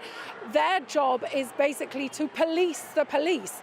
So they told me that they are here to keep an eye on what the police do, and if anybody is arrested, to make sure that they are aware of their rights. Now, they hadn't personally seen anybody arrested, nor have I, but important to say, there are many, many thousands of people here, old, young. I've seen babies, toddlers on their father's shoulders, dogs, elderly people, disabled people, people of all colours. Even there were some Hasidic Jews outside a shop on Regent Street, standing with the Palestinians, saying that the Palestinians need to be treated well too. And of course, this comes at a very fractious time where Jews in North London, Jewish schools were closed. There's been a huge rise in anti-Semitic attacks following the appalling atrocities of Hamas this time last week in Israel. But as things stand now in Gaza, a really terrible situation for the population. They're being told to flee from the north. 70 of them have been killed by airstrikes on a supposed safe passage, and people have very little food, very little water, power and fuel are being cut off. So a terrible situation all round. So that was Catherine Forster earlier today. She was outside at one of the protests. But what she saw there were, by the sounds of it, were the people, there was a unity there, you know, of people who were actually more concerned about the death and destruction for both sides, which is what I would... You know, I would like to see more of that, where, you know, the two sides are talking together about the death and destruction and wanting peace, because I think that can be the only way. But, you know, many of the people that are in Palestine can't bear Hamas. They really can't. My friend's Palestinian. Her family are in the Gaza. She's so worried, and now, obviously, the electric, everything's gone, and she can't get hold of them. It is so shocking. But Hamas are terrorists. They know, and their two goals in life are to sadly kill the Jews and fight Israel. And we it's will so talk- sad for the people. We will talk all throughout the show with regard to that. And I wanted to bring us closer to home because I wanted to, obviously we want to talk about other things as well as that. And I brought in the Labour Party conference because it was happening whilst all of this is going on, and literally nobody said a word about it apart from the glitter. Well, sadly, the glitter. I think I can see why you might think that, but I don't think the glitter was deliberate. I think it was, and I think it was more. It was definitely cock up and not a conspiracy. The woman who took to the stage to tell him to take his jacket off is a good friend of mine, and I work very closely with her. She's called Carolyn Forth, and she's literally a power of strength in the Labour Party. I think she knew the back of his leg. I think she wasn't the security. She was the one who said get your jacket off while the mic was still up, and I think that they wouldn't be saying to the mic to the AV people, why didn't you get the mic down? Yeah. I mean, it is shocking because, of course, in all seriousness, we've seen such tragic attacks on politicians. No, that's right, yeah. I mean, the thing is, he had gone through security. He deliberately used glitter, so which is, it's just pretty hard to, which is much easier to hide. But I think it means that the next Labour conference is going to have to go back to the levels of security that we saw in the Blair era when, my mum couldn't take a Chanel No. 5 in. So, no glitter. No Chanel No. 5 either. I want my glitter back. But maybe Keir Starmer knows what two women are now because two actually saved his bacon, didn't they? Yeah, absolutely. They did look after him. But it's always the women to the rescue. Always the women to the rescue. So Keir Starmer, I know what a woman is. But literally, that glitter. I mean, if only his speech was as glittery, because it was a big old speech with no policies. There was no substance to it. It was all big themed, big vibes. Everyone was cheering, encore, like Mick Jagger, but there was nothing in it. They were very vibed up. Is not gold. You didn't get the T-shirt, Nana, saying "Sparkle with Keir" that was available within 2 hours of the of the attack? Yeah, but I've got his flip-flops with his face on. I'll take those instead. But if you just join us, welcome aboard. Coming up to 22 minutes after 4 o'clock, this is GB News on TV, online and on digital radio. Coming up, we'll be continuing with the Great British Debate this hour and also bringing you live updates as and when. But up next, has the government let prisoners slip through the net? The use of portable buildings and more doubling up in cells could be part of major prison overhauls expected to be announced next week. Stay tuned. That's on the way. This is GB News. I think the most exciting bit for me is talking to ordinary people. People who I think are ignored often by the major news channels. We're going to give news they want to hear. There's a voice there that needs to be heard. I think there's a chance here for a diversity of opinion to be expressed, which you don't find elsewhere. It's really exciting. We don't hold back. We're free to say how decisions that are taken here affect us all around the country. Only on GB News, the People's Channel, Britain's news channel. The Live Desk with me, Mark Longhurst. And me, Pip Thompson. It's here Monday to Friday on GB News. From midday, we'll bring you the news as it breaks, whenever it's happening and wherever it's happening, from across the UK and around the world. Refreshing, feisty, but with a bit of fun too. If it matters to you, we'll have it covered on TV, radio and online. Join the Live Desk on GB News, the People's Channel, Britain's news channel.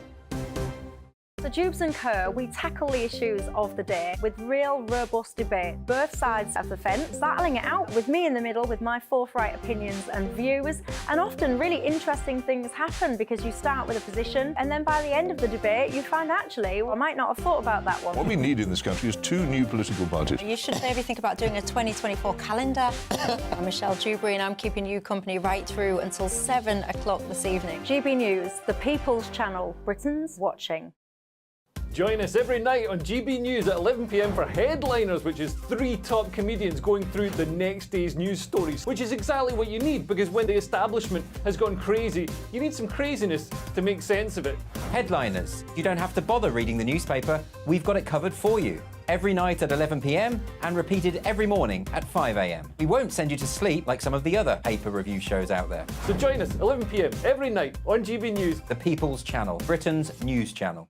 Join me, Camilla Tominey, on Sunday mornings from 9:30, taking the politicians to task and breaking out of SW1 to see how their decisions are affecting you across the UK. Bursting the Westminster bubble every Sunday morning, only on GB News, the People's Channel. Britain's watching. every Sunday from 11. Join Michael Portillo. There will be topical discussion, looking at the week before and the week to come. So kick back and relax at 11 a.m. on Sundays on GB News with me, Michael Portillo. GB News, the People's Channel, Britain's news channel. I'm Andrew Doyle. Join me at 7 o'clock every Sunday night for Free Speech Nation, the show where I tackle the week's biggest stories in politics and current affairs with the help of my 2 comedian panellists and a variety of special guests. Free Speech Nation, Sunday nights from 7 on GB News, the People's Channel, Britain's news channel. Nightmare commute. Kick it up a gear with me, Patrick Christie's, at drive time, 3 till 6 p.m, Monday to Friday on GB News Radio. You can listen online and on DAB+, on the smart speaker app and on the GB News app. And if you've got an Alexa, all you have to say is, Alexa, play GB News. We're also on TuneIn and the Radio Player apps. From the school run to rush hour, get revved up with me, Patrick Christie's, on GB News and GB News Radio.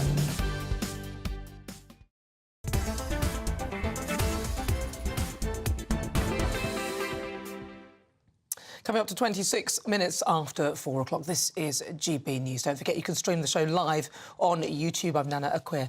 Now, we've been discussing lots of things. We're talking, amongst many things, of climate change and everything else like that, and Keir Starmer. I've got a couple of messages here, so I will read out some of the things that people have been saying. Dave says, we were talking about Hamas as well. Dave says, I don't see Hamas vowing to protect the Israeli hostages and keep them safe, so I can only assume they are happy to use them as human shields. I don't see why any of the protesters in London demanding that Hamas keep the hostages safe or deploring the Hamas attacks. That's what he's saying. Lots of messages coming in as well. Keep them going. GBViews at gbnews.com. I'll read some more throughout the show. But it's time now for the Great British Debate this hour. And I'm asking, are we too soft on crime? In an attempt to clear the court backlog and reduce overcrowding in prisons, ministers are reportedly considering giving some criminals more than a third, yes, you heard it here, a third off their sentences if they plead guilty. I mean, it is hoped that such a move would incentivise criminals to accept their guilt, removing the need for lengthy trials and speeding up the reduction of the record 65,000 case backlog. The Justice Secretary, Alex Chalk, is also expected to reveal a package of measures that could see more prisoners released early and spare criminals facing shorter prison sentences from going to jail.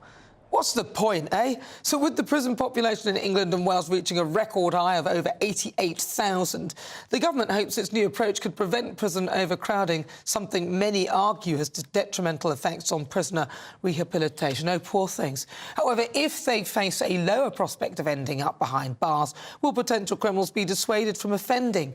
Of course they won't. They'll know that if they offend, they won't go to prison. So for the Great British Debate this hour, I'm asking again, are we too soft on crime? Well, I'm joined now by Reem Ibrahim, political commentator, Perry Benton, former Detective Chief Inspector of the Metropolitan Police, and Dennis McShane, and also Peter Spencer, political commentator. Dennis, I didn't say what you are, former Labour MP, I'll go with that. But let's start with Perry Benton. You're a former Detective Chief Inspector at the Metropolitan Police. Perry, what are your thoughts on this? I mean, at the moment, the courts actually do give a third credit off of some people if they plead guilty early. So it's nothing new. But I do think we are becoming too soft on crime. I think we need to be protecting the public more. We need to be reassuring the public that the government are doing everything they can. But this is really an indictment on the whole criminal justice system. If the prison system is broken, as it looks like it is, with prisoner that escaped recently and the overcrowding, then more needs to be done to build more prisons. But we need to be sending a message out to criminals that if you are going to commit crime, if you are going to break the law, and if it is a serious offence, you should be going to prison. And so I do think we are becoming too soft on crime. Why don't we just, Dennis McShane, why don't we just build more prisons? I don't get it. What's the problem?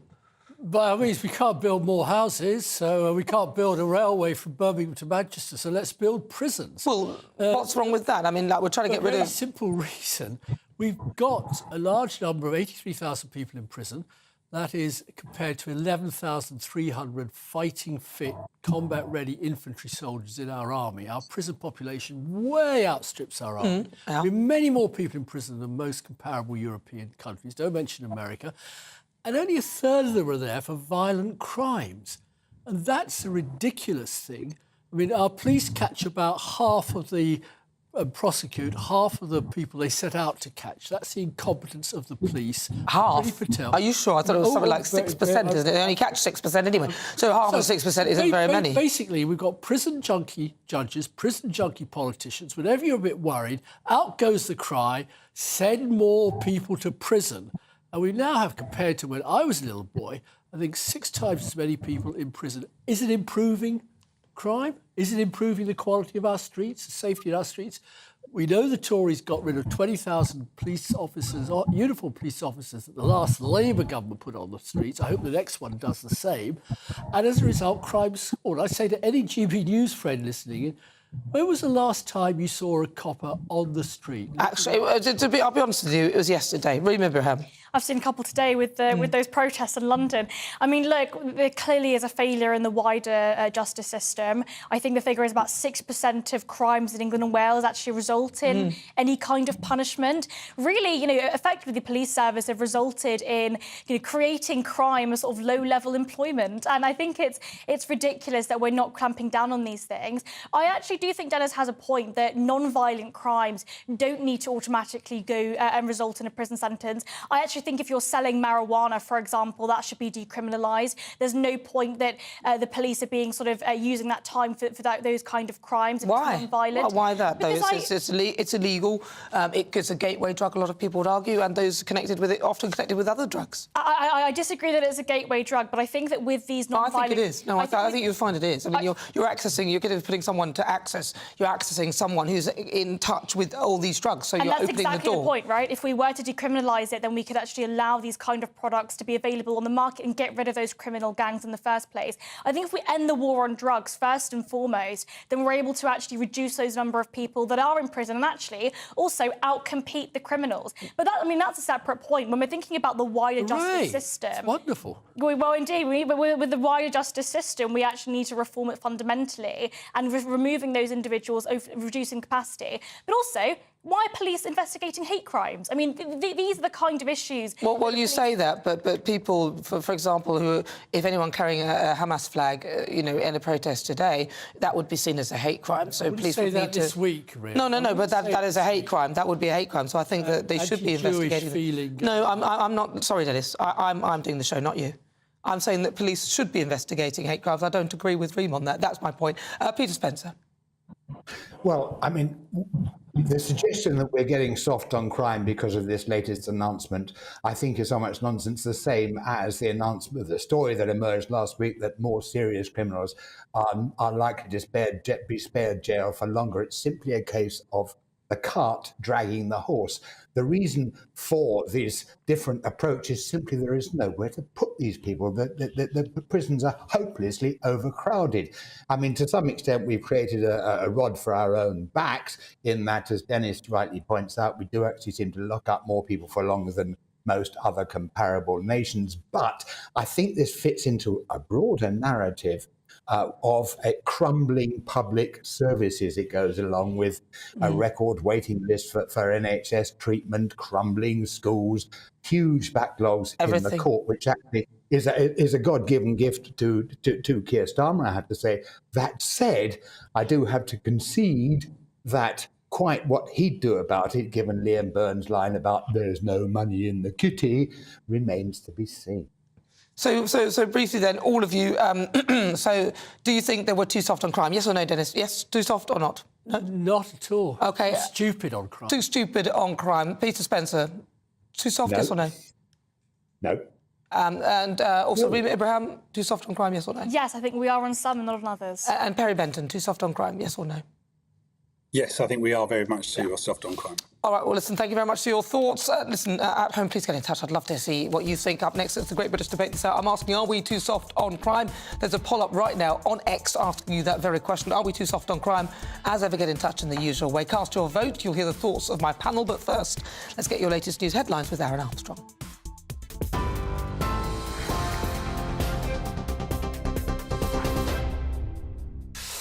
Hello there, very good afternoon to you. It is 4:34, the headlines here from the GB Newsroom. An extended deadline for Palestinians to evacuate northern Gaza has now passed as thousands continue to flee south. Hamas says 9 captives, including 4 foreigners, have been killed as Israeli airstrikes in Gaza continue. Israel's defence forces have been carrying out localised raids. Ground troops have entered the territory. They continue to amass outside Gaza. Their Prime Minister, Benjamin Netanyahu, says that they are almost ready to go. He has said that the next stage is coming. That is Netanyahu to his troops a little bit earlier. Israel says Hamas is still holding at least 120 hostages, and Israeli media reports that bodies of captives have been found during those raids. Well, crowds hoping to flee Gaza have been gathering in the south of the enclave. They're hoping to get out via the Rafah crossing to Egypt. Certainly the United States has been telling its citizens to go there. These are aid trucks in Egypt trying to get into Gaza. Humanitarian aid is desperately needed. The enclave has been cut off by Israel. It's a full siege, so it has no fuel, no food or no water, no electricity. A department spokesperson from the United States State Department has said that its citizens must move to the south if and when that crossing is opened, but there will be little warning and it may only be open for a short time. Meanwhile, 2 charter flights have left Israel as part of a UK government effort to get British nationals out of the country amid the escalating conflict. The Foreign Office say more are expected to run in the days ahead. Now, France is deploying 7,000 soldiers to increase security after a schoolteacher was injured and 3 others were... schoolteachers were killed and 3 others were injured. The terror attack in Arras yesterday is being linked to the conflict between Israel and Hamas. France has raised its security alert to the highest level. The suspect has been arrested. Police say he's a Russian-born Chechen and a former student of the high school. This morning, the Louvre in Paris was evacuated after receiving a written threat. Counter-terrorism police here in the UK are reviewing 55 new cases of potential terrorist content online amid the ongoing conflict between Israel and Hamas. The Metropolitan Police say there's been a significant number of referrals from the public. The force is encouraging people to report content that appears to incite terrorist violence or activity. The police will also work with tech companies to remove content assessed to breach UK terrorism legislation. More on all of our stories on our website, gbnews.com. But for now, it's back to Nana.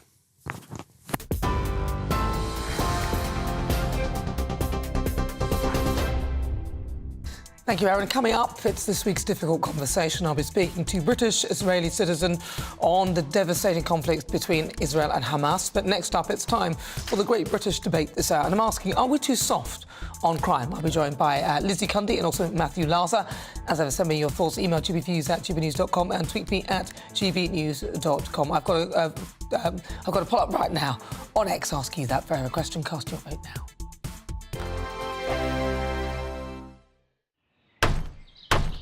Who is it? We're here for the show. More energy this time! Welcome to the Dinosaur Hour. I was married to a therapist. And you survived? I thought we were getting Hugh Laurie. Second best. You interviewed Saddam Hussein. What's that like? I was terrified. I'm playing strip poker with these three. Oh! No, thank you. My CDs need to be put in alphabetical order. Are you going to be problematic again? The Dinosaur Hour. Sunday, the 29th of October at 9 on GB News. What you get for breakfast is something that, if we do our jobs right, you will wake up to news that you didn't know the night before. It's a conversation. It's not just me and Eamon. We want to get to know you, and we want you to get to know us. From 6, it's Breakfast with Eamon and Isabel. Monday to Thursdays on GB News, Britain's news channel. People in Britain, they love free speech, but they also love fair play. I don't care if I'm speaking somebody from a trade union, from the Labour Party, somebody from the SNP. And I think the viewers like to see that actually we can challenge one another, but in a positive way. We think we ask the questions that people want to ask, and often we ask the questions that we wanted to ask in Parliament but never got the chance to ask. So join us every Saturday, 10 a.m. till noon on GB News, Britain's news channel. Nightmare commute.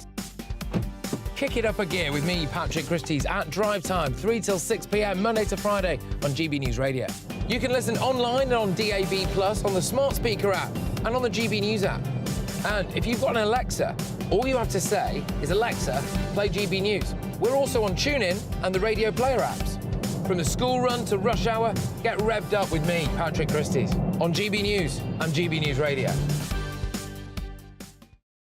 Westminster is going around in ever-decreasing circles, followed by the media. Britain is broken.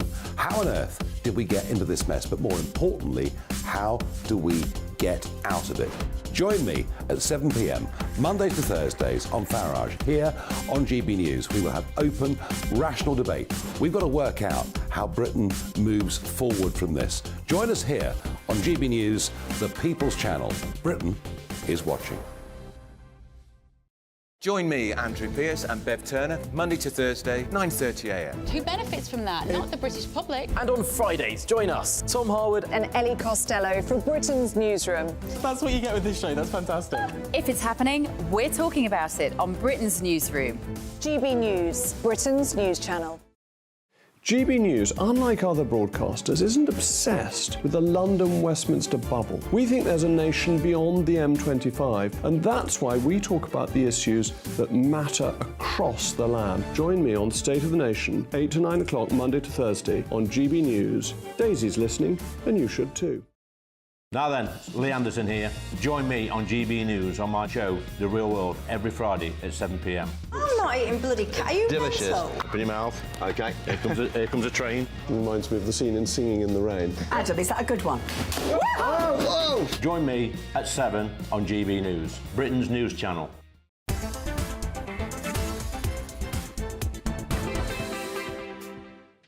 Welcome back. Just coming up to 42 minutes after 4 o'clock. This is GB News. We are the People's Channel. I'm Nana Akua. Now let's continue with the great British debate this hour. And I'm asking, has the government mismanaged the criminal justice system? Now, the UK is facing shocking overcrowding issues impacting rehabilitation efforts on prison inmates. And Justice Secretary Alex Chalk will announce reforms to release prisoners earlier than their scheduled dates and shift the focus towards rehabilitation, addressing the causes of crime for lower-tier offenders. So are we too soft on crime? Let's see what my panel make of that. I'm joined by broadcaster and columnist Lizzie Cundy, also political commentator and former advisor to the Labour Party, Matthew Lauser. Lizzie Cundy, I'm going to start with you. Are we too soft on these criminals? Way too soft. Yeah. Way too soft. Why? I mean, do you know if you carry a knife around, I mean, you should be getting 5 years in prison as you do if you were to carry a gun, but because it is as lethal. Yeah. But that doesn't. It's not enforced. And sadly, what's happened? Old Sunak of Dock Green, I call him, is saying about the numbers, and he's totally off track because we are in an epidemic of shoplifting.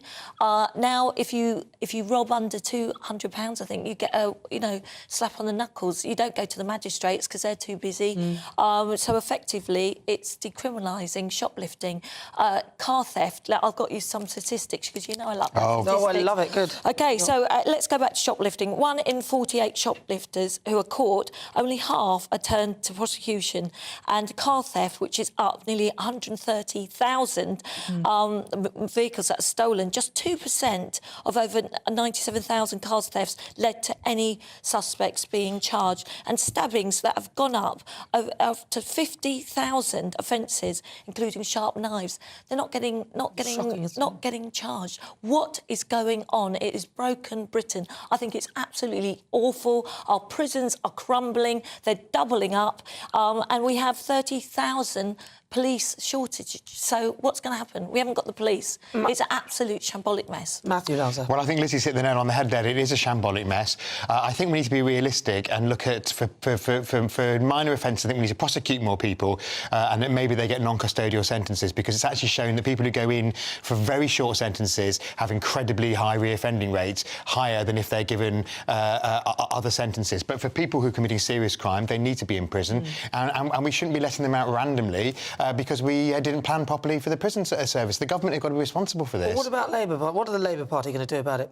Well, what Labour's going to do is focus on serious crime, but also get more police on our streets, because one of the things we've seen is the loss of neighbourhood policing, which is so important with crimes like shoplifting that Lizzie's talked about, which is vitally important. So Labour's committed to getting extra police officers on the beat in local areas, because that's what people want to see. What are Labour going to do about the prison system? Because very sadly, from 18 to 36 years, 1 in 3 reoffend and go back in. There is no one there getting them, back on track, because prisoners just get out of prison, they can't get a bank account, they can't get a job, they just reoffend because it's the only life they know. Absolutely. So what's Keir Starmer going to do? Because, he talked about homes, bulldozing, all of this. He didn't mention really important topics, did he, in his speech? There's a lot of things he didn't talk about. He didn't talk about the boats either. But go on. He didn't, and I think that was a mistake. He should have talked about the boats, because he's got a plan to stop the boats, so he should be... I'm the Labour person who talks most about Labour's plan to stop the boats more than anybody else. Why did he talk about the boats? So I don't understand, because obviously that's not really on. Look, so I was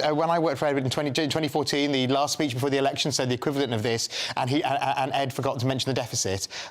That really did for Ed's chances. So I think that not mentioning the boats was a... like that. Yes. Yeah, and that's when everybody was obsessed with the deficit. We don't really keep, now it's spend for the Tories, but then they were worried about the deficit. He should have talked about the boats, because Labour needs to be front and centre, because it does have a plan, and it needs to be proud of it and get out there and talk about it. Sometimes he doesn't talk about it because it's a Labour... I'll tell you why. It's a Labour audience. He's scared to say the wrong thing. He sits on the fence. He doesn't want to commit. What will happen is he will give speeches about immigration, but he won't tend to do them in front of a Labour Party audience. Why? Because the Labour Party, because some of them, the activists... Scare the horses. It's going to scare the horses. But they know that the conference is obviously for us who are what... Absolutely. So he should have done it. If I'd been writing the speech, I would have fought tooth and nail for it to be in there. Get him onto this show so he can explain that. I will do my best, Nana. And also what he will do about the prisons. But so do you think then, Matthew, we are too soft on crime? You've both agreed with that. Yeah.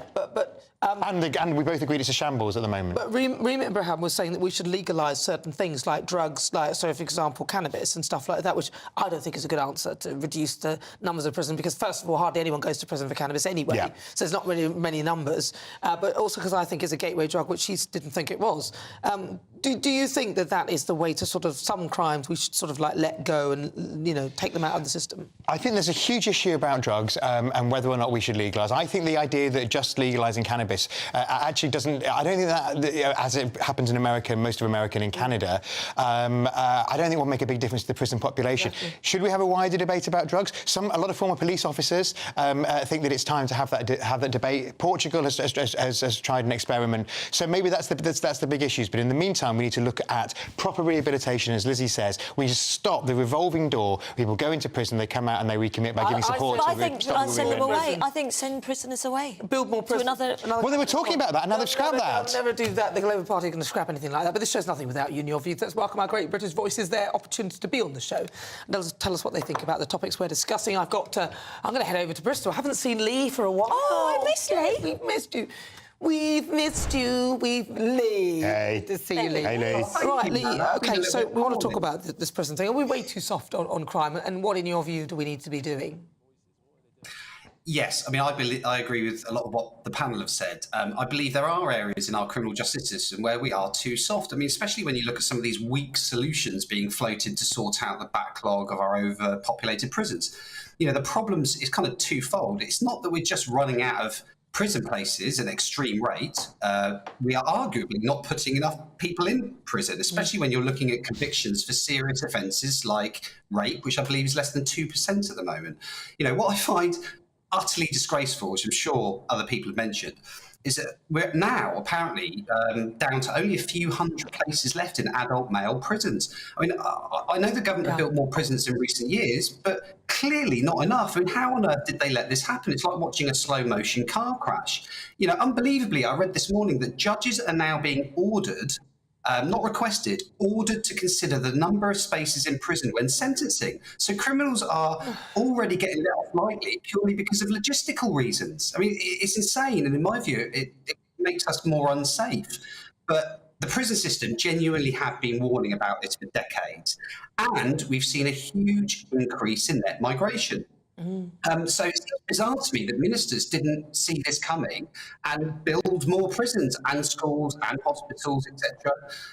But this has happened before. In 2007, Labour let out 36,000 prisoners, and they're about to probably form the next government. God help us. That petrifies all of us. Saying, but Labour are awful on keeping it safe. Well, it's been going on for decades. Well, the situation's been a situation that's been happening over decades. Thank you very much, Lee. Always a pleasure. That's Lee Harris. He's our great British voice. Thank you. This is GB News. We're on TV, online and on digital radio. Coming up, this week's difficult conversation. Now, I'll be speaking to a British-Israeli citizen on the devastating conflict between Israel and Hamas. But up next, we'll be going back live with GB News reporter Charlie Peters in Tel Aviv, bringing you the latest and update you on the conflict there. I think the most exciting bit for me is talking to ordinary people. People who I think are ignored often by the major news channels. We're going to give news they want to hear. There's a voice there that needs to be heard. I think there's a chance here for a diversity of opinion to be expressed, which you don't find elsewhere. It's really exciting. We don't hold back. We're free to say how decisions that are taken here affect us all around the country. Only on GB News, the People's Channel, Britain's news channel. The Live Desk with me, Mark Longhurst. And me, Pip Thompson. It's here Monday to Friday on GB News. From midday, we'll bring you the news as it breaks, whenever it's happening and wherever it's happening, from across the UK and around the world. Refreshing, feisty, but with a bit of fun too. If it matters to you, we'll have it covered on TV, radio and online. Join the Live Desk on GB News, the People's Channel, Britain's news channel. So Jubes and Kerr, we tackle the issues of the day with real, robust debate, both sides of the fence, battling it out with me in the middle with my forthright opinions and views. And often really interesting things happen because you start with a position and then by the end of the debate you find actually, I might not have thought about that one. What we need in this country is 2 new political parties. You should maybe think about doing a 2024 calendar. I'm Michelle Dewberry and I'm keeping you company right through until 7 o'clock this evening. GB News, the People's Channel, Britain's watching. Join us every night on GB News at 11 p.m. for Headliners, which is 3 top comedians going through the next day's news stories, which is exactly what you need, because when the establishment has gone crazy, you need some craziness to make sense of it. Headliners. You don't have to bother reading the newspaper. We've got it covered for you. Every night at 11 p.m. and repeated every morning at 5 a.m. We won't send you to sleep like some of the other paper review shows out there. So join us 11 p.m. every night on GB News. The People's Channel, Britain's news channel. Join me, Camilla Tominey, on Sunday mornings from 9:30, taking the politicians to task and breaking out of SW1 to see how their decisions are affecting you across the UK. Bursting the Westminster bubble every Sunday morning, only on GB News, the People's Channel. Britain's watching. Every Sunday from 11, join Michael Portillo. There will be topical discussion, looking at the week before and the week to come. So kick back and relax at 11 a.m. on Sundays on GB News with me, Michael Portillo. GB News, the People's Channel, Britain's news channel. I'm Andrew Doyle. Join me at 7 o'clock every Sunday night for Free Speech Nation, the show where I tackle the week's biggest stories in politics and current affairs with the help of my 2 comedian panellists and a variety of special guests. Free Speech Nation, Sunday nights from 7 on GB News, the People's Channel, Britain's news channel. Nightmare commute. Kick it up a gear with me, Patrick Christie's, at drive time, 3 till 6 p.m, Monday to Friday on GB News Radio. You can listen online and on DAB+, on the smart speaker app and on the GB News app. And if you've got an Alexa, all you have to say is, Alexa, play GB News. We're also on TuneIn and the Radio Player apps. From the school run to rush hour, get revved up with me, Patrick Christie's, on GB News and GB News Radio.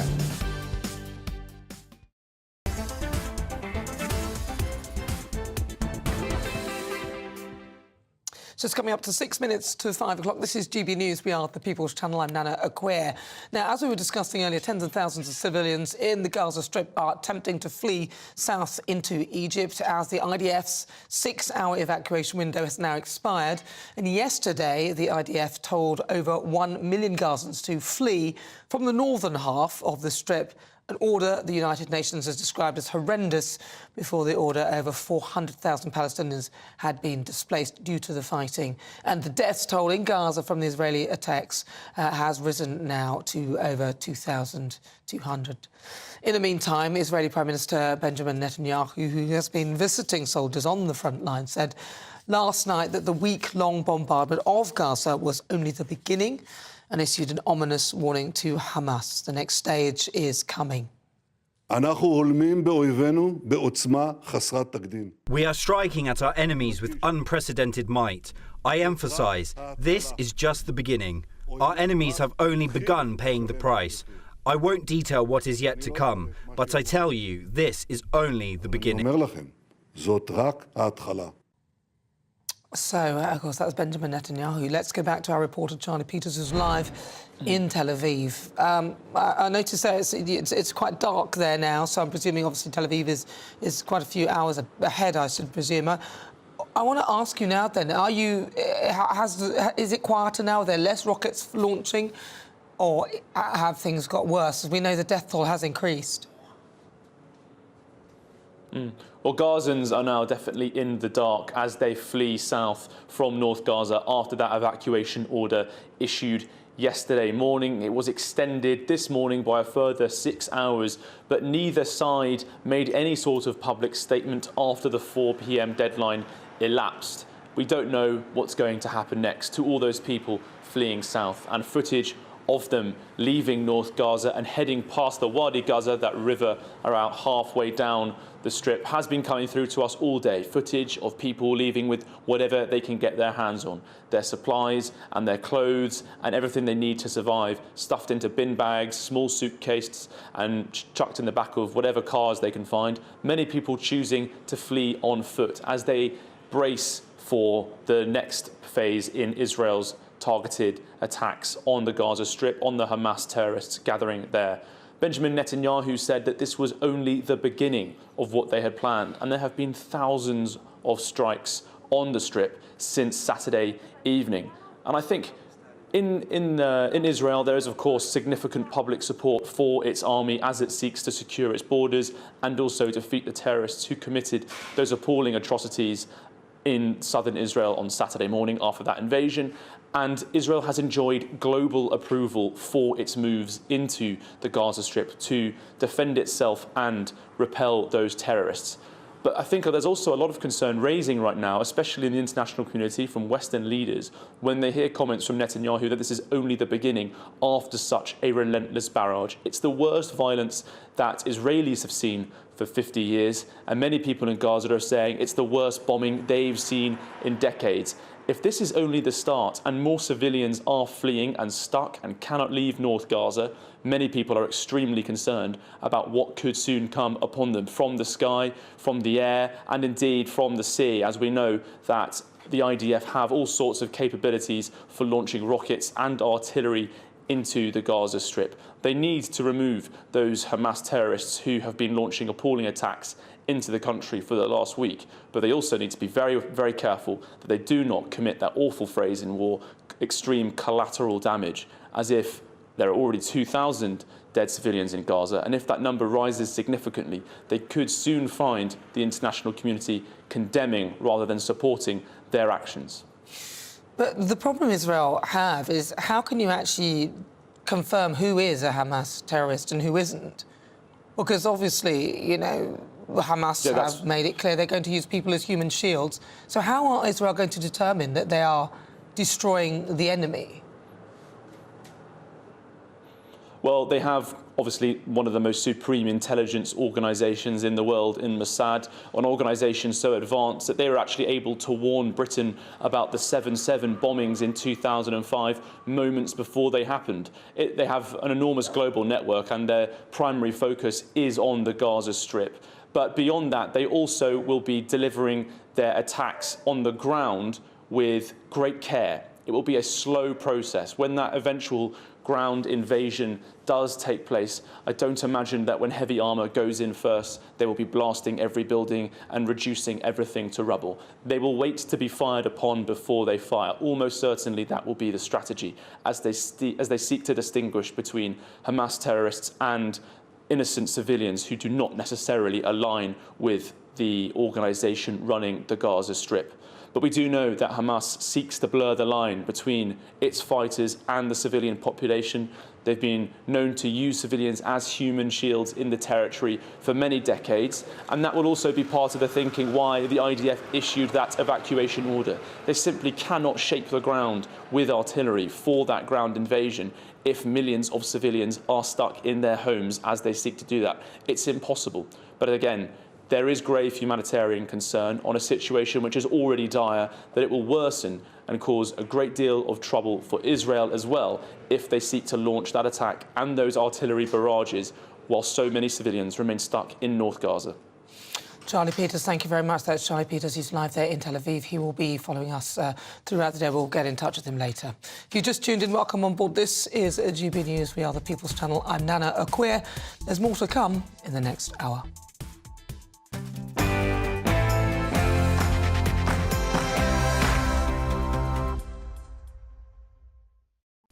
It's 5 o'clock. This is GB News. For the next hour, me and my panel will be taking on some of the big topics hitting the headlines right now. Coming up, this week's difficult conversation. British-Israeli citizen Malcolm Brenner will be live in the studio. He got out of Tel Aviv just a few days ago, but has family members still in the city, which remains a target for Hamas rocket attacks. And for the great British debate this hour, I'm asking China, Russia, America, Iran, who is the greatest threat to global stability? But first, let's get your latest news headlines with Aaron Armstrong.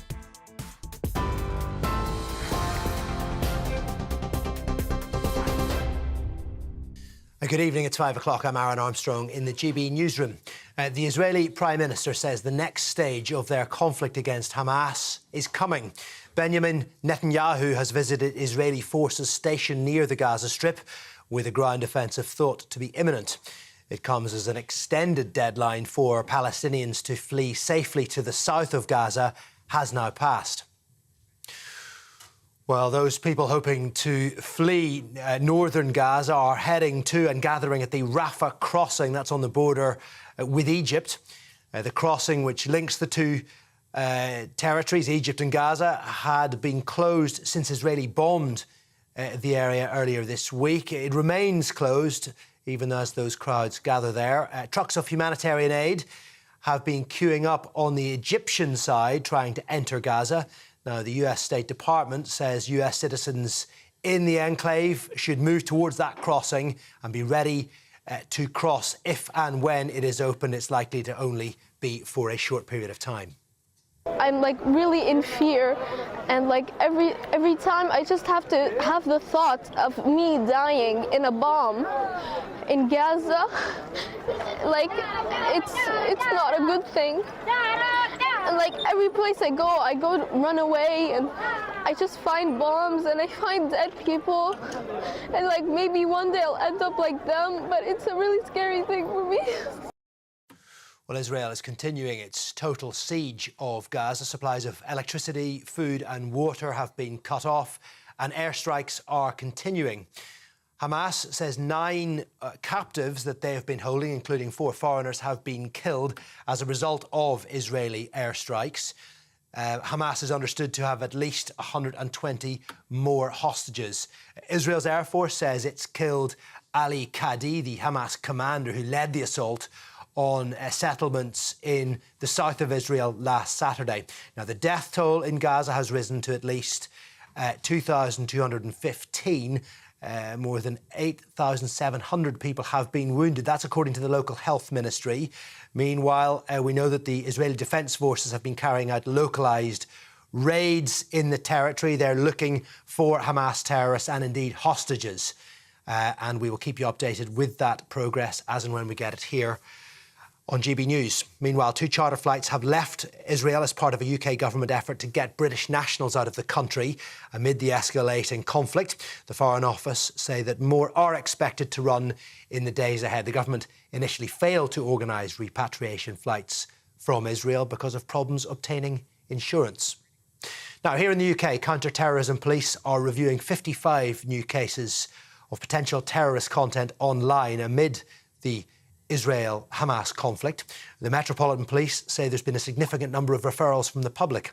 The force is encouraging people to report content that appears to incite terrorist violence or activity. The police will also work with tech companies to remove content that has been assessed to breach UK terrorism legislation. France is deploying 7,000 soldiers to increase security after a school teacher was stabbed and killed yesterday. 3 other people were injured. The incident is being linked to the conflict going on right now in Gaza, with France raising its security alert to its highest level. The suspect has been arrested. Police say he is a Russian-born Chechen and also a former student of the high school. This morning in Paris, the Louvre was evacuated after receiving a written threat. Australia has voted no in a controversial referendum to officially recognise Indigenous people in its constitution. With over half the votes counted, the no vote is leading by at least 57%. Australian broadcasters project at least 4 states of the 6 will vote against altering the 122-year-old constitution.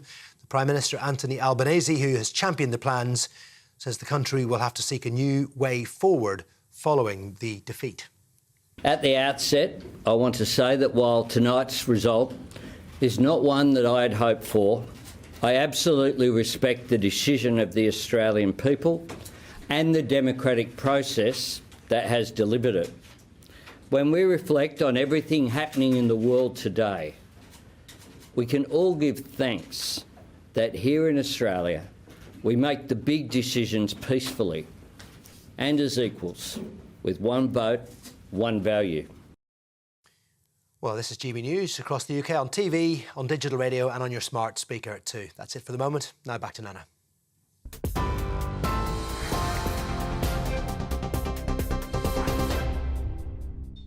Good afternoon. It's just coming up to 6 minutes after 5 o'clock. This is GB News on TV, online and on digital radio. For the next hour, me and my panel will be taking on some of the big topics hitting the headlines right now. This show is all about opinion. It's mine, it's theirs, and of course it's yours. We'll be debating, discussing, and at times we will disagree, but no one will be cancelled. So joining me today, it's author and broadcaster Lizzie Cundy, and also political advisor to the Labour Party, Matthew Laza. Still to come, my difficult conversation today is British-Israeli citizen Malcolm Brenner. He'll be live in the studio. He got out of Tel Aviv just a few days ago, but has family members still there, which remains a target for Hamas and their rocket attacks. For the Great British Debate this hour, I'm asking who is the greatest threat to global stability? Is it China, Russia, America, Iran, or maybe none of the above? As another war heats up in Israel, it feels like the world is at a certain tipping point, with war still raging in Ukraine and now also Israel and Hamas. As always, you can get in touch, email gbviews@gbnews.com or tweet me at gbnews.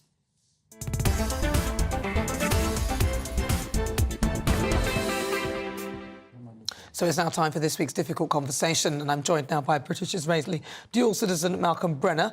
Malcolm was in Israel, in Tel Aviv. He managed to get back to the UK on Thursday evening. He still has friends and family members who are in Israel, including his daughter and granddaughter. Even though he's now in the safety of the UK for work, Malcolm was in Tel Aviv when Hamas launched its deadly terror attack on Israel.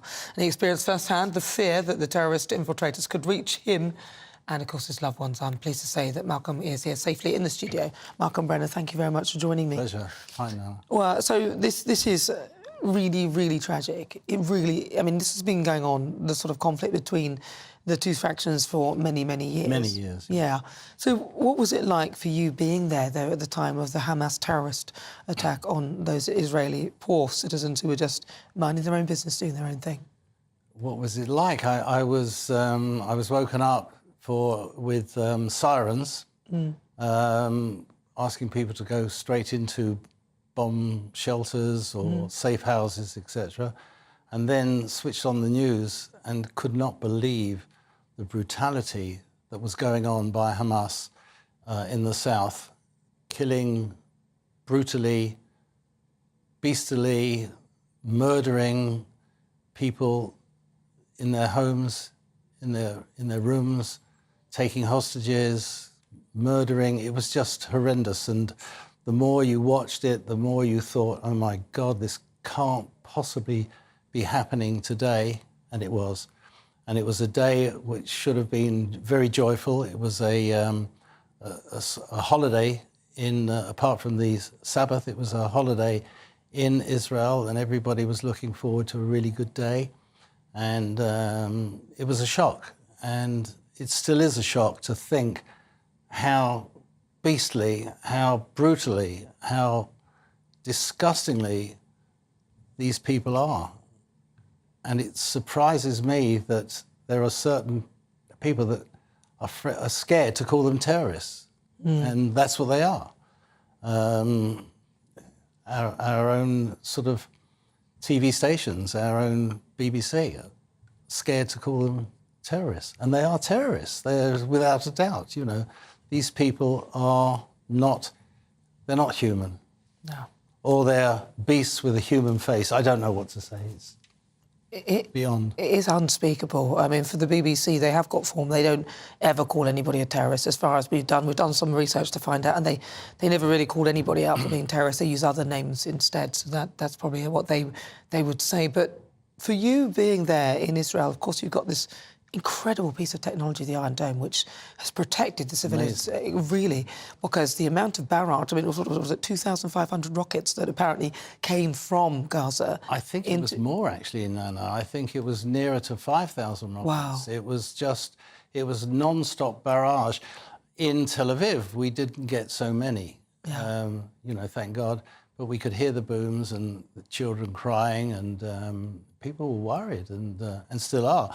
In fact, I wanted to phone. I've got one of my daughters living there, and my granddaughter, and couldn't speak to them because there were sirens going off, and they were rushed into safe housing. But, you know, thank God, nothing but thanks for the Iron Dome. It's amazing. Yeah, amazing bit of technology. And now a lot of people were sort of criticising, in a way, Israel, saying, oh, well, you know, they got under the radar, and how did you miss this and all that? But from what I can understand, this Iron Dome protects, there's a radar, so there's like an area which is quite vulnerable. If someone wanted to attack, that would probably be the way that they did it. So these people were focused and concentrated on doing that. Do you hold any thoughts with regard to that? Do you think that Israel were caught sleeping and not... What is your view on I think they were definitely caught sleeping, without doubt. There is absolutely no way that I can possibly believe that this could happen, particularly following the Yom Kippur War, when Israel was taken by surprise.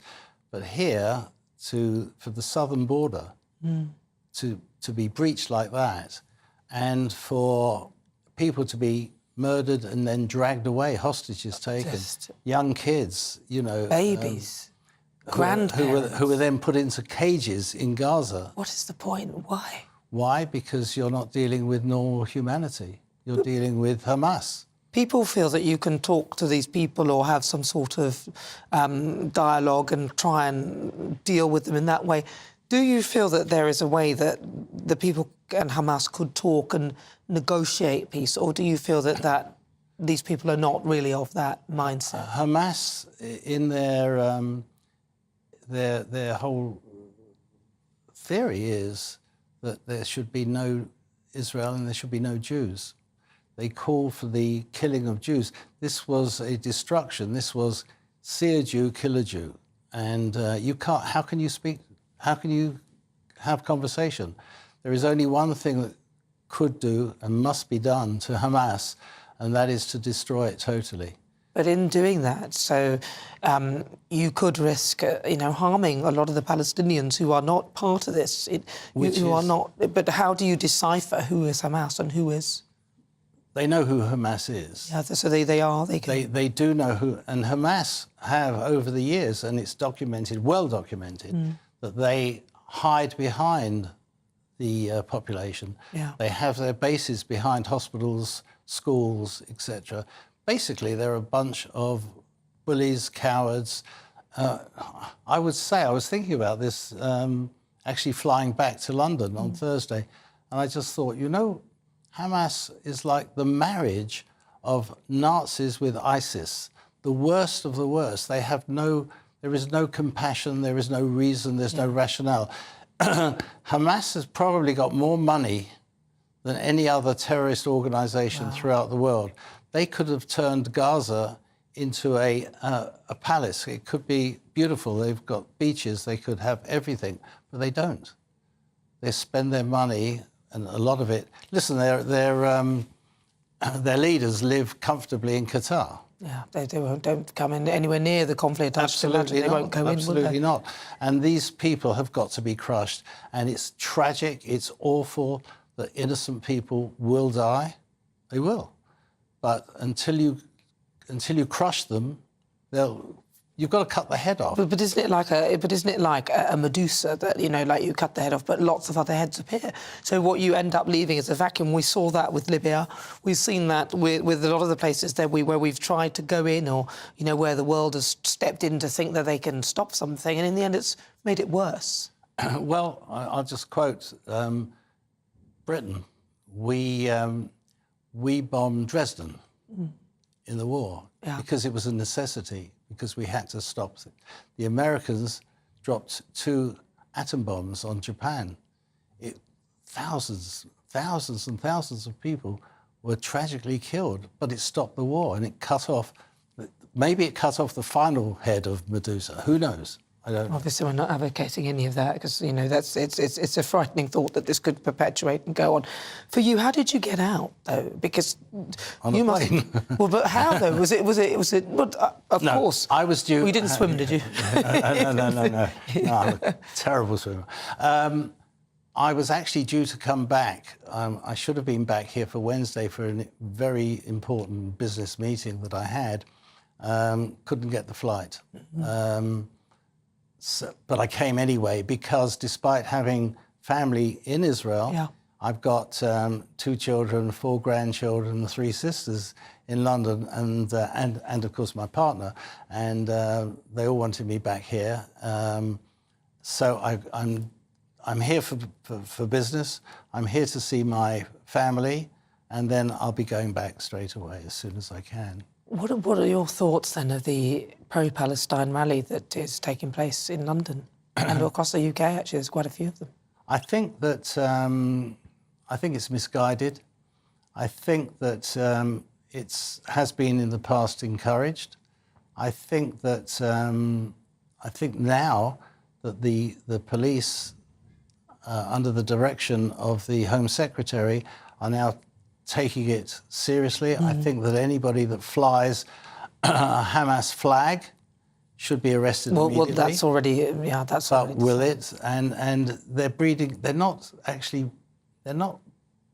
marching for Palestine. A lot of them, it's anti-Semitic. They're marching against the Jews. Well, some of them would argue that they're marching because of obviously the death and destruction that will occur with this particular war. Will occur. But what about what has occurred? Did anybody stand up then? I think a lot of people are standing up. A lot of people are standing up. Nobody thinks it's acceptable what happened at all. But did the Palestinians stand up and say this is wrong? No, they didn't. It's difficult to tell, isn't it? What I would love to see is people talking and actually, Jews and the Palestinians talking and them discussing, finding things that they have in common, because they are all people. Because Hamas is not really, they're not the Palestinian people. This is a sect of people who are in Palestine. Nana, they do. I live now in Tel Aviv, and I have a vast group of friends, Jewish, Christian, Arabs. I sit down and I dine with Palestinians, with Arab Israelis. It's not a problem. The problem is stirred up by these terrorist organisations who, for whatever reason, well, I've always said their mantra is kill every Jew, destroy Israel. It ain't going to happen. It ain't going to happen. Jews ain't going anywhere now.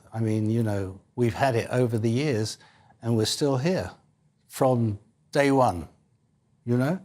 The Nazis tried, the Romans tried, the Ottomans tried, but it won't happen. And to sit down and talk, everybody is willing to sit down and talk, Nana, everybody. But you can't talk with people that just say you shouldn't exist. So we can only hope. We can only hope and pray that this is absolutely done quickly, but short. What's happening not now is tragic, and I can't tell you how awful I feel about it. Children to me are the most important things, and It's tragic. Malcolm, it's really good to talk to you. No, Appreciate you my coming pleasure. in. Thank you very much. No, thank you. Lovely meeting you. You Take care. too. Cheers. Bye. And of course, there's Malcolm Brennan. He's a British Israeli citizen. He left Tel Aviv on Thursday evening. Just coming up to 19 minutes after 5 o'clock. This is GB News on TV, online and on digital radio. Coming up, we'll continue to bring you the latest updates of the unfolding situation in Israel and Gaza. But next up, it's time for the Great British Debate this hour. And I'm asking, who is the greatest threat to global stability? Is it China? Is it Russia? America? Or Iran? This is GB News.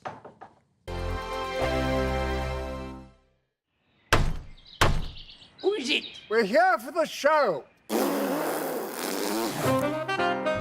More energy this time! Welcome to the Dinosaur Hour. I was married to a therapist. And you survived? I thought we were getting Hugh Laurie. Second best. You interviewed Saddam Hussein. What's that like? I was terrified. I'm playing strip poker with these three. Ah! No, thank you. My CDs need to be put in alphabetical order. Are you going to be problematic again? The Dinosaur Hour. Sunday, the 29th of October at 9 on GB News. What you get for breakfast is something that, if we do our jobs right, you will wake up to news that you didn't know the night before. It's a conversation. It's not just me and Eamon. We want to get to know you, and we want you to get to know us. From 6, it's Breakfast with Eamon and Isabel. Monday to Thursdays on GB News. Britain's news channel. People in Britain, they love free speech, but they also love fair play. I don't care if I'm speaking somebody from a trade union, from the Labour Party, somebody from the SNP. And I think the viewers like to see that actually we can challenge one another, but in a positive way. We think we ask the questions that people want to ask, and often we ask the questions that we wanted to ask in Parliament but never got the chance to ask. So join us every Saturday, 10 a.m. till noon on GB News, Britain's news channel. Nightmare commute. Kick it up a gear with me, Patrick Christie's, at drive time, 3 till 6 p.m, Monday to Friday on GB News Radio. You can listen online and on DAB+, on the smart speaker app and on the GB News app. And if you've got an Alexa, all you have to say is, Alexa, play GB News. We're also on TuneIn and the Radio Player apps.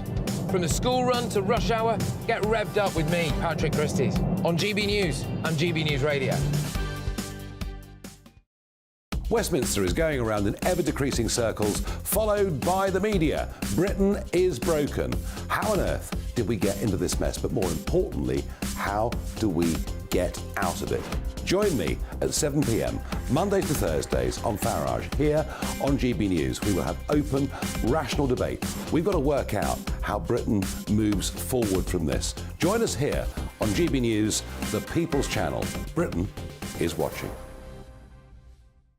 Join me, Andrew Pearce and Bev Turner, Monday to Thursday, 9:30 a.m. Who benefits from that? Not the British public. And on Fridays, join us, Tom Harwood And Ellie Costello from Britain's Newsroom. That's what you get with this show. That's fantastic. If it's happening, we're talking about it on Britain's Newsroom. GB News, Britain's news channel. GB News, unlike other broadcasters, isn't obsessed with the London-Westminster bubble. We think there's a nation beyond the M25, and that's why we talk about the issues that matter across the land. Join me on State of the Nation, 8 to 9 o'clock, Monday to Thursday, on GB News. Daisy's listening, and you should too. Now then, Lee Anderson here. Join me on GB News on my show, The Real World, every Friday at 7 p.m. I'm not eating bloody cat. Are you Delicious. mental? Open your mouth. Okay, here comes a train. Reminds me of the scene in Singing in the Rain. Adam, is that a good one? Whoa! Join me at 7 on GB News, Britain's news channel.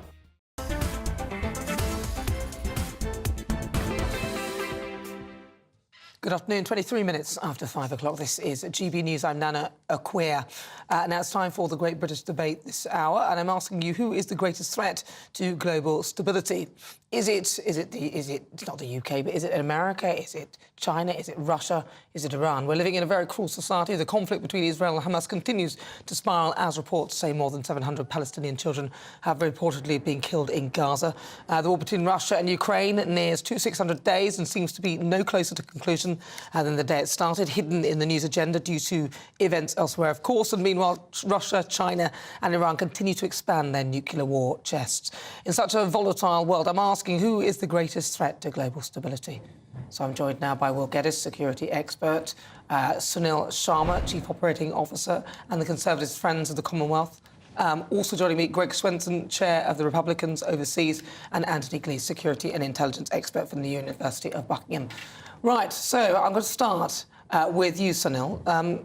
What is your thoughts then? I've offered 4 places that we think are a potential threat, but in your view, which of those would you say is the greatest threat and why? I would lean towards the United States of America. I think as the leader of the free world, when you currently have the weak leadership that they currently have, I think it enables a lot of leaders across the world to make bold, erratic decisions that kind of lead to power grabs and ultimately innocent people dying. If you look at the last 3 years in particular of the Biden administration, you've seen so much turmoil that's occurred. And prior to that, the amount of stability with 4 years of strong leadership, we saw North Korea and South Korea doing a peace treaty, unprecedented peace treaty. We saw the Abraham Accords, with the Middle East finally looking to look at a peaceful solution. We saw Russia being contained. We finally started to understand the threats that China have. Fast forward today, we see, North Korea supplying military weapons to Russia. We see the Middle East in flames. We see China mulling over Taiwan. Incredible instability across the world. So I think when America is weak and ineffective, security risks across the globe, and it makes it a much more safe place to live. So now I'll come back to you, but your audio sort of dipping in now. I'll go over to Anthony Glees. He's the security and intelligence expert from the University of Buckingham. What are your thoughts, Anthony? Well, my thoughts are that right now, literally right now, the peace of the world is hanging by a thread because of what is going on in the Middle East and what is likely to go on in Gaza.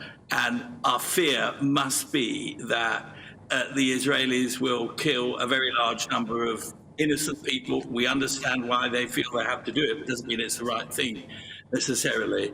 And that could lead to a wider war. It could even lead to a world war. We have the template of World War I in 1914, where one thing led to revenge, led to other people coming in, to a general mobilization, and 22 million people dead. So the immediate threat undoubtedly lies in the Middle East with Israel and Gaza, and let us hope that restraint prevails, the hostages are returned, and then Israel can go after the Hamas terrorists as it is entitled to do and indeed must do. However, I don't think that's going to happen, frankly. So beyond that, if the world does not blow itself up over Gaza and the Palestine-Israel problem, for me, the big threat is Russia. And Russia is a big threat because it is a revisionist nation. It's the major revisionist nation. That is to say, it is not content with where its borders are right now. It wants to change them back to where they were in 1990. And that inevitably will involve a massive conflict with NATO. So going forward, and we're keeping all fingers and thumbs crossed, if the problem in Israel and Gaza can be contained, the next big issue and the perennial issue over the decade is likely to be Russia, not China, not elsewhere in the Middle East at this involved. Now, that's my view. You could argue that the threat, though, with regard to what's going on now, is actually funded by, a lot of people are saying it's funded by Iran, so that would be the reason why all this is sort of coming to surface. Let's go to Greg Swenson there. Greg. Yeah, I think in the near term, it's clearly Iran because of what's going on in the Middle East. Long term, more Russia because they've got 4,300 nuclear weapons, and of course China with 450 ships in their navy and clearly having expansionist views. They both have declining populations, so maybe in the very long term we shouldn't be as worried, but surely in the medium term. But more importantly, it's the combination of the three. It's this unholy alliance, this sort of axes of evil that are developing and quite aggressively in the last few years, but especially with this conflict in Gaza and Israel. You're seeing Iran working a lot with the Russians. They're supplying the Russians with weapons, and they're also buying a quarter of their weapons from China. So there's a real unholy alliance here. OK, let's go over to Will Geddes. So I think I would break it down into three particular areas, and I think some of the other guests have mentioned some valid points, and I'd certainly go with Greg on some of the key issues that he's raised there. I think there's humanitarian, there's combat, and there's financial. I think in terms of humanitarian, obviously the Middle East right now. I think in terms of the combat, yes, the whole situation, the world is watching, obviously, what's going to happen between, obviously, Israel and Palestine, but especially Hamas. There's going to be huge displacement of for the plight of certainly the Palestinians. But I think certainly I would say that Iran is probably the smelting pot of causing a lot of trouble and disruption, certainly in the area. They are vectored into a number of different disparate and semi-organised terrorist groups in terms of funding, financing, and helping them in terms of their operations and propagating their agendas. I think Russia certainly still plays a very valid part, I think mainly led by ego and also by the fact that Putin is going to be very difficult to displace. But I think financially, in the longer term, China presents the greatest threat. It's a far more stealthy approach, but certainly I think the issue of Taiwan is certainly not off the table, and that is, again, something that we're going to have to watch very carefully. Greg, I'm going to come back to you. What about America, though? Isn't America, especially with Joe Biden at the helm, we saw the withdrawal of Afghanistan. Yeah. We've seen that where America is weak, Trump was able to maintain some sort of stability in the Middle East, and many said that because of it in the Middle East seemed to be stable. What about America? Yeah, there needs to be some leadership there, and I think what we're seeing in the Middle East this week is what you can expect with a world where the Americans are not leading and they're not the most powerful force. It's the greater force for good, and so Biden made some major mistakes. You mentioned Afghanistan. This is the wrong time to be cutting defense spending. So U.S. defense spending is down to below 3% of GDP. It's 12% of the federal budget. That's outrageous. And the best way to prevent war is to prepare for war. And Biden clearly hasn't been doing that for the last 2 years. Maybe this is a wake-up call. We're glad to see the Gerald Ford on the way to the Gulf. That was commissioned years ago, and it shows you how valuable strength is, and peace through strength should be the major policy of the U.S. and the West. I'm going to finally, final word to you, Anthony. Having seen all this, then, in your view, what do you think could be done to sort of prevent this, what we're seeing at the moment in terms of what's going on in Israel and with Hamas? Well, I totally disagree with the argument that America is not leading. America is leading right now. Anthony Blinken is the smartest person that I've seen in American politics for a long time. Yes, Afghanistan was a fiasco, but it was of Donald J. Trump's making. I think if Trump were to be re-elected, America could become a threat simply by disintegrating. All friends of democracy want a strong America. Twice last century, America saved Europe. The First World War and then the Second World War. And we need to encourage America to show leadership because it's a democracy. And the big reason why Russia is a threat, a big threat, Iran doesn't have nuclear weapons, of course, is less of a threat. But democracies are the surest way of safeguarding peace. Democracies do not attack other democracies. Wow. So if we can make democracies work, then we can live in a better world. If we don't, God knows where we'll end it. But you just mentioned Trump. You thought that Trump was a risk to security. Didn't he keep the Middle East calm? I mean, that was a big thing about Trump. Sorry, we've got to go to the news, unfortunately. But that's what I thought. I mean, am I not wrong? No, excuse me, I think you are wrong, because Trump was chaotic. He even wanted to pull America out of NATO.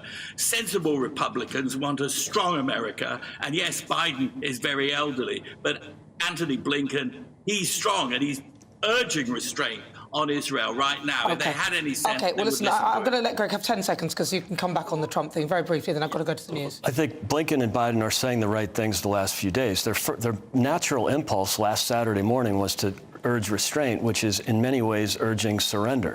And so what Biden is doing in the last few days is great, although he did not mention Iran once, and they have basically funded both sides of Ukraine, Russia, because Iran is sending weapons to Russia. So by stopping the sanctions, they gave up $50 billion in oil revenue to the mullahs that didn't exist 2 years ago, thanks to relaxing the sanctions and horrible U.S. energy policy. So am I wrong about Trump, yes or no, am I? Oh, no, you are right about Trump. We had more peace and prosperity. I don't really want him to be re-elected either. That's not my... He doesn't want to be re-elected. Well, listen, I've got to go because we've got to run to the news. We're getting late. They will get us. Thank you very much. He'll be in throughout the show. Sunil Sharma, thank you so much to you. Greg Spenton and also Anthony Cleese. Really good to talk to you. Thank you for your thoughts.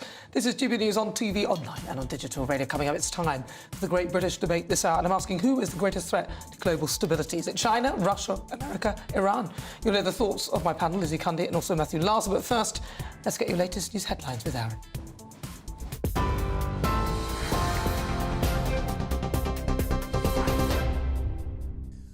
It's 5:34. I'm Aaron Armstrong in the GB newsroom. The Israeli Prime Minister says the next stage of their assault against Hamas is coming. Benjamin Netanyahu has visited troops stationed near the Gaza Strip. A ground offensive is thought to be imminent.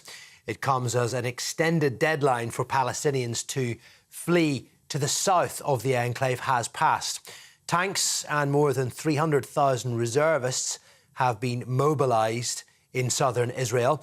Mr. Netanyahu has vowed to annihilate the Hamas militant group that controls Gaza in retaliation for the deadly attack by its fighters in the south of his country last weekend.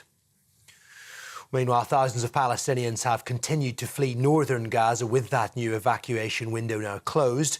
They, along with foreign nationals, have been heading south towards the Rafah border crossing with Egypt. Now, the only route out of Gaza that's not under Israeli control has been closed because of recent Israeli airstrikes. The US says it's working to get that crossing open. It's told US citizens to go there, but a State Department spokesman says if they can open the border crossing, it may only remain open for a short amount of time. I'm really in fear, and every time I just have to have the thought of me dying in a bomb in Gaza. It's not a good thing. And every place I go run away, and I just find bombs and I find dead people, and maybe one day I'll end up like them, but it's a really scary thing for me. Meanwhile, Israel's total siege of Gaza continues. Supplies of electricity, food, medicine and fuel have been cut off and airstrikes are continuing.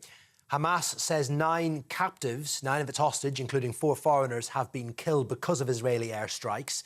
It's understood to still hold around 120 hostages. Israel's Air Force says it has killed a Hamas commander, the commander who led the assault on Israeli settlements last Saturday. Now, the death toll in Gaza has risen to at least 2,215 people, with more than 8,700 wounded. That's according to the local Palestinian Health Ministry. Israeli forces, we know, have been carrying out localised raids. Ground troops have already entered the territory. GB News reporter Charlie Peters has more from Tel Aviv.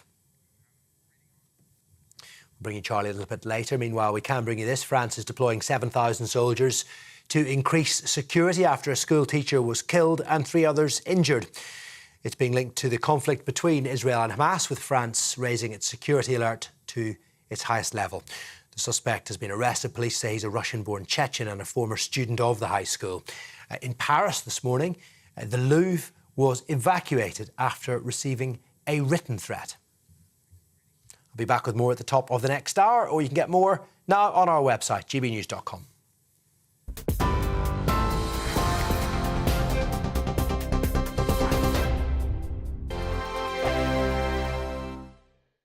I think the most exciting bit for me is talking to ordinary people. People who I think are ignored often by the major news channels. We're going to give news they want to hear. There's a voice there that needs to be heard. I think there's a chance here for a diversity of opinion to be expressed, which you don't find elsewhere. It's really exciting. We don't hold back. We're free to say how decisions that are taken here affect us all around the country. Only on GB News, the People's Channel, Britain's news channel. The Live Desk with me, Mark Longhurst. And me, Pip Thompson. It's here Monday to Friday on GB News. From midday, we'll bring you the news as it breaks, whenever it's happening and wherever it's happening, from across the UK and around the world. Refreshing, feisty, but with a bit of fun too. If it matters to you, we'll have it covered on TV, radio and online. Join the live desk on GB News, the People's Channel, Britain's news channel.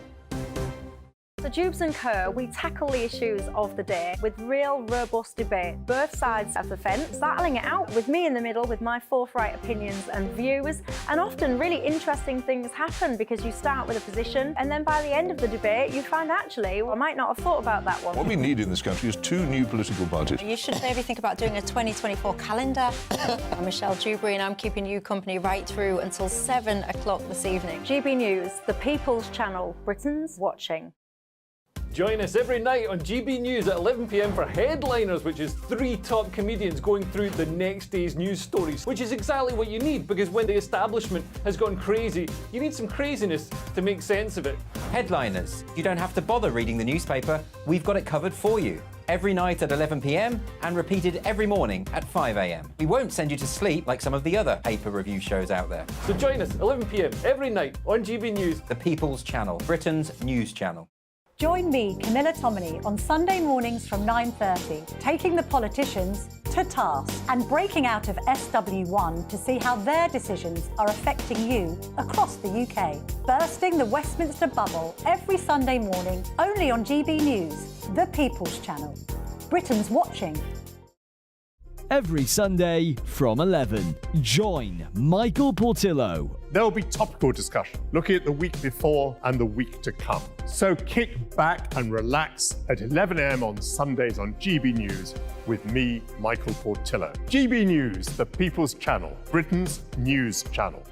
I'm Andrew Doyle. Join me at 7 o'clock every Sunday night for Free Speech Nation, the show where I tackle the week's biggest stories in politics and current affairs with the help of my 2 comedian panellists and a variety of special guests. Free Speech Nation, Sunday nights from 7 on GB News, the People's Channel, Britain's news channel. Nightmare commute. Kick it up a gear with me, Patrick Christie's at Drive Time, 3 till 6 p.m, Monday to Friday on GB News Radio. You can listen online and on DAB+, on the smart speaker app and on the GB News app. And if you've got an Alexa, all you have to say is, Alexa, play GB News. We're also on TuneIn and the Radio Player apps. From the school run to rush hour, get revved up with me, Patrick Christie's, on GB News and GB News Radio.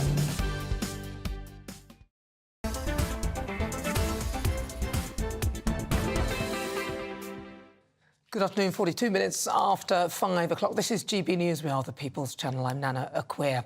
Let's cross live now to Tel Aviv, where we can have some live pictures of Israelis protesting near the Defence Ministry. Residents are accusing the government of failing to protect citizens near Gaza. Right, well, now we'll go back to our great British debate this hour, and I'm asking who is the greatest threat to global stability as the conflict between Israel and Hamas continues to spiral. Reports say that more than 700 Palestinian children have reportedly been killed in Gaza. Meanwhile, the seemingly never-ending war between Russia and Ukraine nears 600 days with no end in sight, and Russia, China and Iran continue to expand their nuclear war chests. So, in such a volatile world, I'm asking who is the greatest threat to global stability? Let's see what my panel make of that. I'm joined now by broadcaster and columnist Lizzie Cundy and also political commentator Matthew Lauser. Matthew Lauser, you heard what the others were saying with regard to... Most had a different one. There's plenty of options there. There are lots of them there. Well, I think I would go for Iran in the short term, Russia in the medium term and China in the long term. But I think clearly at the moment Iran is funneling tens of millions of dollars from its oil trade to Hamas and to Hezbollah in the north in Lebanon. And they want to destabilise the region because they think that will help to destabilise the world and in particular to also distract from the conflict in Russia as well, which is because they're in cahoots with the Russians. So, but what about America though? Because America's on the list as well. Yeah, I absolutely don't. You know, you've seen Joe Biden. He sent Blinken out to Israel. I think Blinken's done a great job this week. I mean, personally, I think that America under Donald Trump is more of a risk because I think, as we heard earlier, Donald Trump is very inconsistent in, the documents hidden in the golf club, etc. No, this is bigger than that. There was not documents hidden in this and that because because Donald Trump, let's remember that even those in the Middle East were thankful that he was there, saying that there's been peace since he's been around. Yeah, and I think that's good luck rather than judgment. No, but that's not fair. That when good things are good, you can't give the credit. No, I will give credit to people I don't agree with. But there you go. So why is it that it's just good luck when he's there, and then now he's gone? It's now Joe Biden. Well, he claimed that he would personally. Bad luck, or what is he? No, he would personally. He claims that he would personally also stop the Russia-Ukraine war, and probably he would have done because he would have backed Russia. He said some stupid things this week as well about the conflict, about Hezbollah. But he's always saying stupid things. Yeah, and that's a danger to world security.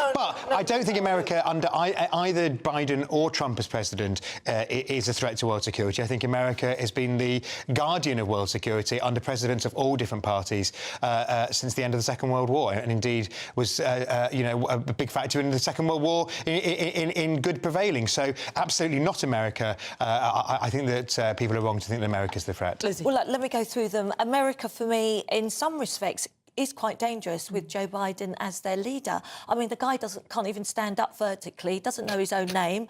What he did was give actually $6 billion to Iran for the hostages. Well, there you go. Which was, Trump actually said this is the worst thing to do. There's some dispute about whether Trump actually started it. No, but the 11th of September he did this, Biden, and I'm sorry to say it worries me that someone like he is in charge when he looks like he has dementia and can't get off a stage properly. It is very worrying.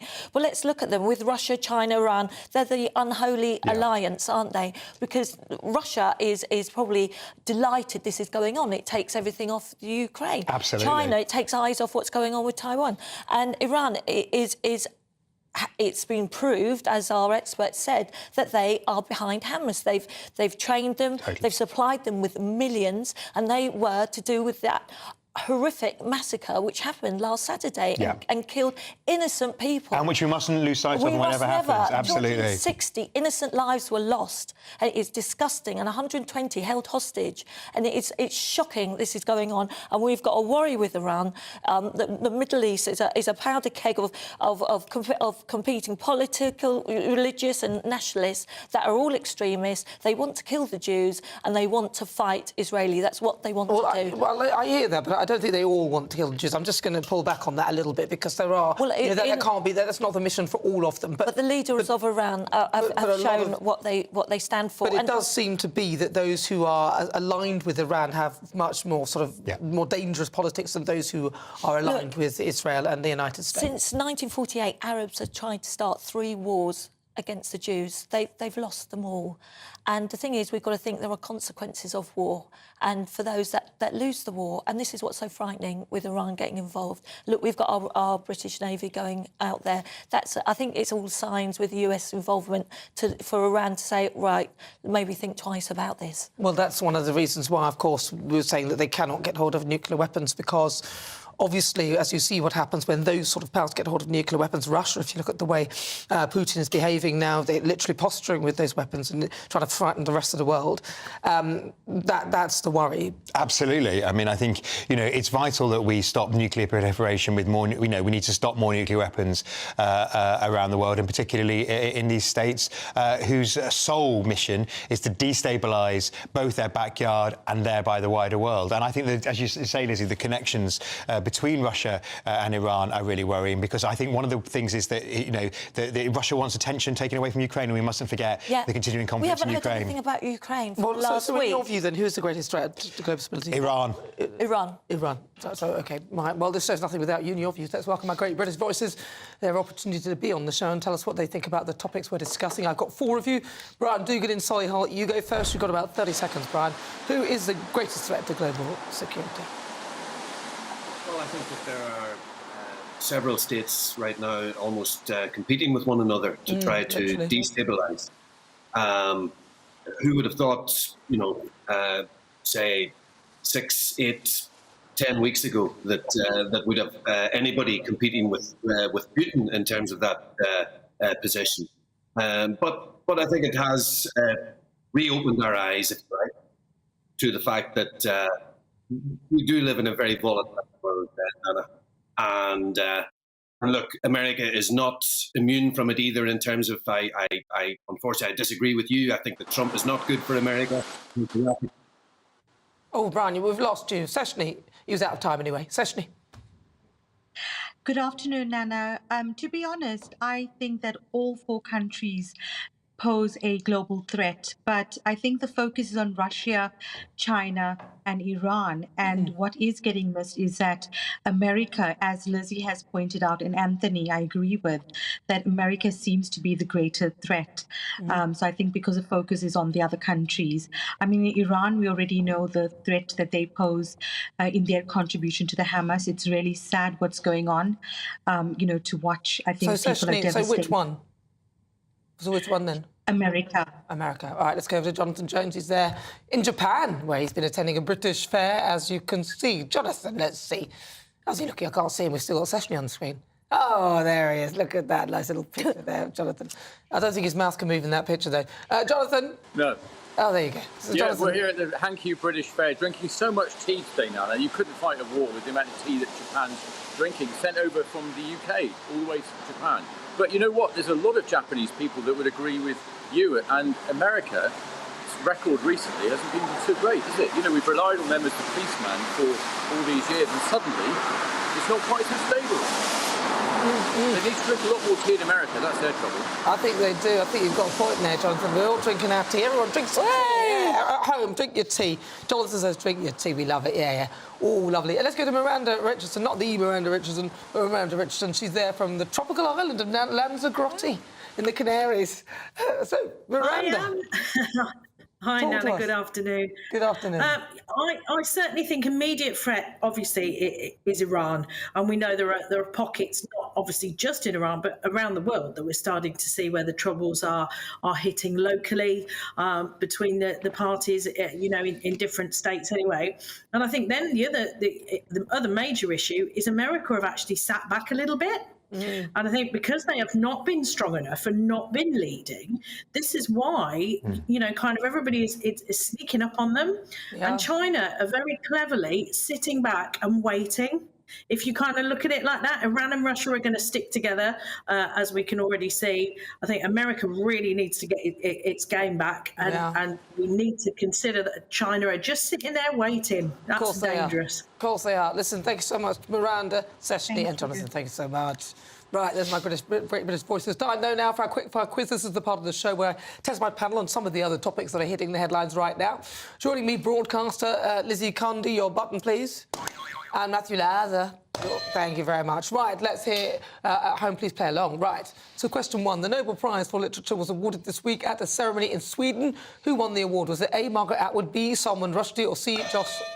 I'll let you have that. Matthew Laza. John Foss. John Foss, he says you buzzed before the end. I did. I'll give it to you, but don't ever do that. I won't do it again. I won't dare. Well done. John Foss. Question two. Did you get that at home? Very good. ITV host Holly Willoughby quit as host of This Morning this week. How long had Holly been hosting the show for? Callista's answer wins.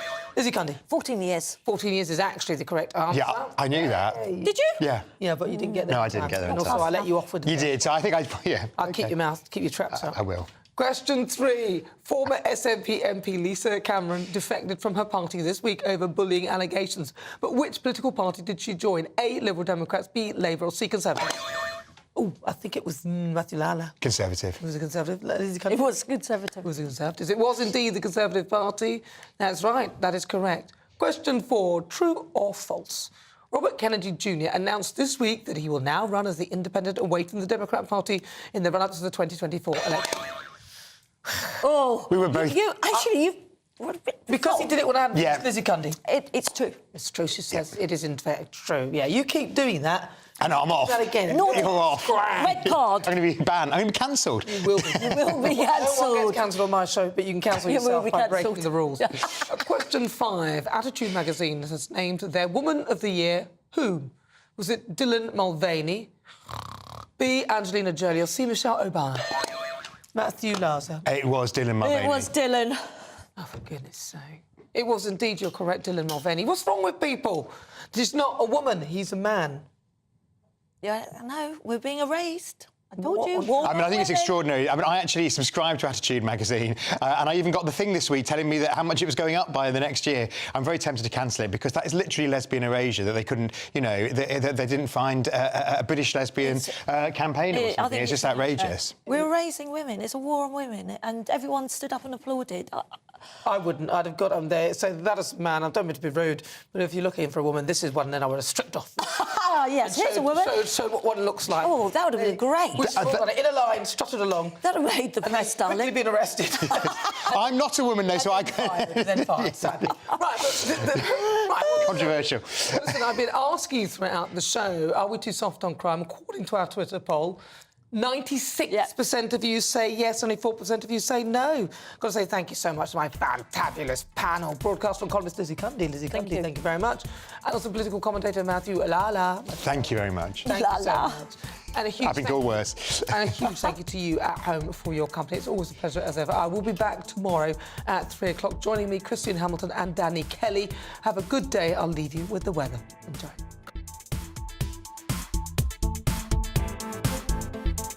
Hello there, I'm Jonathan Vaughtry here with your GB News weather forecast provided by the Met Office. Hope you enjoyed your Saturday. Some of us did catch a few showers around. Those are slowly dying out throughout this evening and overnight, particularly for inland areas, but they will probably persist for some coastal districts, still quite wintry over the higher ground areas of Scotland. Underneath the starry skies that we do see developing overnight, though, temperatures will be dropping down quite rapidly. Low single figures for many of our towns and cities, but rural areas will certainly drop below freezing, so quite a frosty, chilly start for many of us come Sunday morning. But there will also be a fair amount of sunshine to compensate for that. A lot of the showers will be fewer and further between compared to what we have seen today. Still a fair amount across northern Scotland. A cloudier day here might see a few showers push into East Anglia coastlines as well. But with lighter winds for most of us, it should feel a little bit better compared to today, but temperatures still only around 10 to 13 degrees Celsius below par for where we should be. High pressure sticks its way on as we head into the start of the new working week. You'll notice that the isobars just squeezed together a touch more across the southwest, so will turn breezier here on Monday. Some mist and fog patches clearing their way off during the first part of the day as well, but largely dry once again for most. The showers mainly across the far north of Scotland, perhaps pushing into the far southeast as well. Touch more cloud around on Monday compared to the weekend, so the sunshine a bit hazier at times, but generally staying settled through until the middle part of the week. Enjoy the rest of your evening. Bye-bye. Who is it? We're here for the show. More energy this time! Welcome to the Dinosaur Hour. I was married to a therapist. And you survived? I thought we were getting Hugh Laurie. Second best. You interviewed Saddam Hussein. What's that like? I was terrified. I'm playing strip poker with these three. Oh! No, thank you. My CDs need to be put in alphabetical order. Are you going to be problematic again?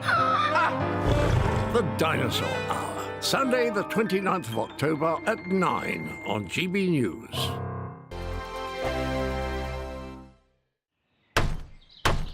Who is it? We're here for the show.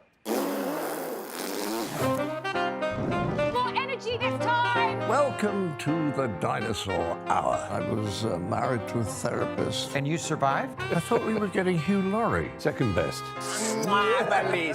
You interviewed Saddam Hussein. What's that like? I was terrified. I'm playing strip poker with these three. Oh! No, thank you. My CDs need to be put in alphabetical order. Are you going to be problematic again? The Dinosaur Hour. Sunday, the 29th of October at 9 on GB News. What you get for breakfast is something that, if we do our jobs right, you will wake up to news that you didn't know the night before. It's a conversation. It's not just me and Eamon. We want to get to know you, and we want you to get to know us. From 6, it's Breakfast with Eamon and Isabel. Monday to Thursdays on GB News. Britain's news channel. People in Britain, they love free speech, but they also love fair play. I don't care if I'm speaking somebody from a trade union, from the Labour Party, somebody from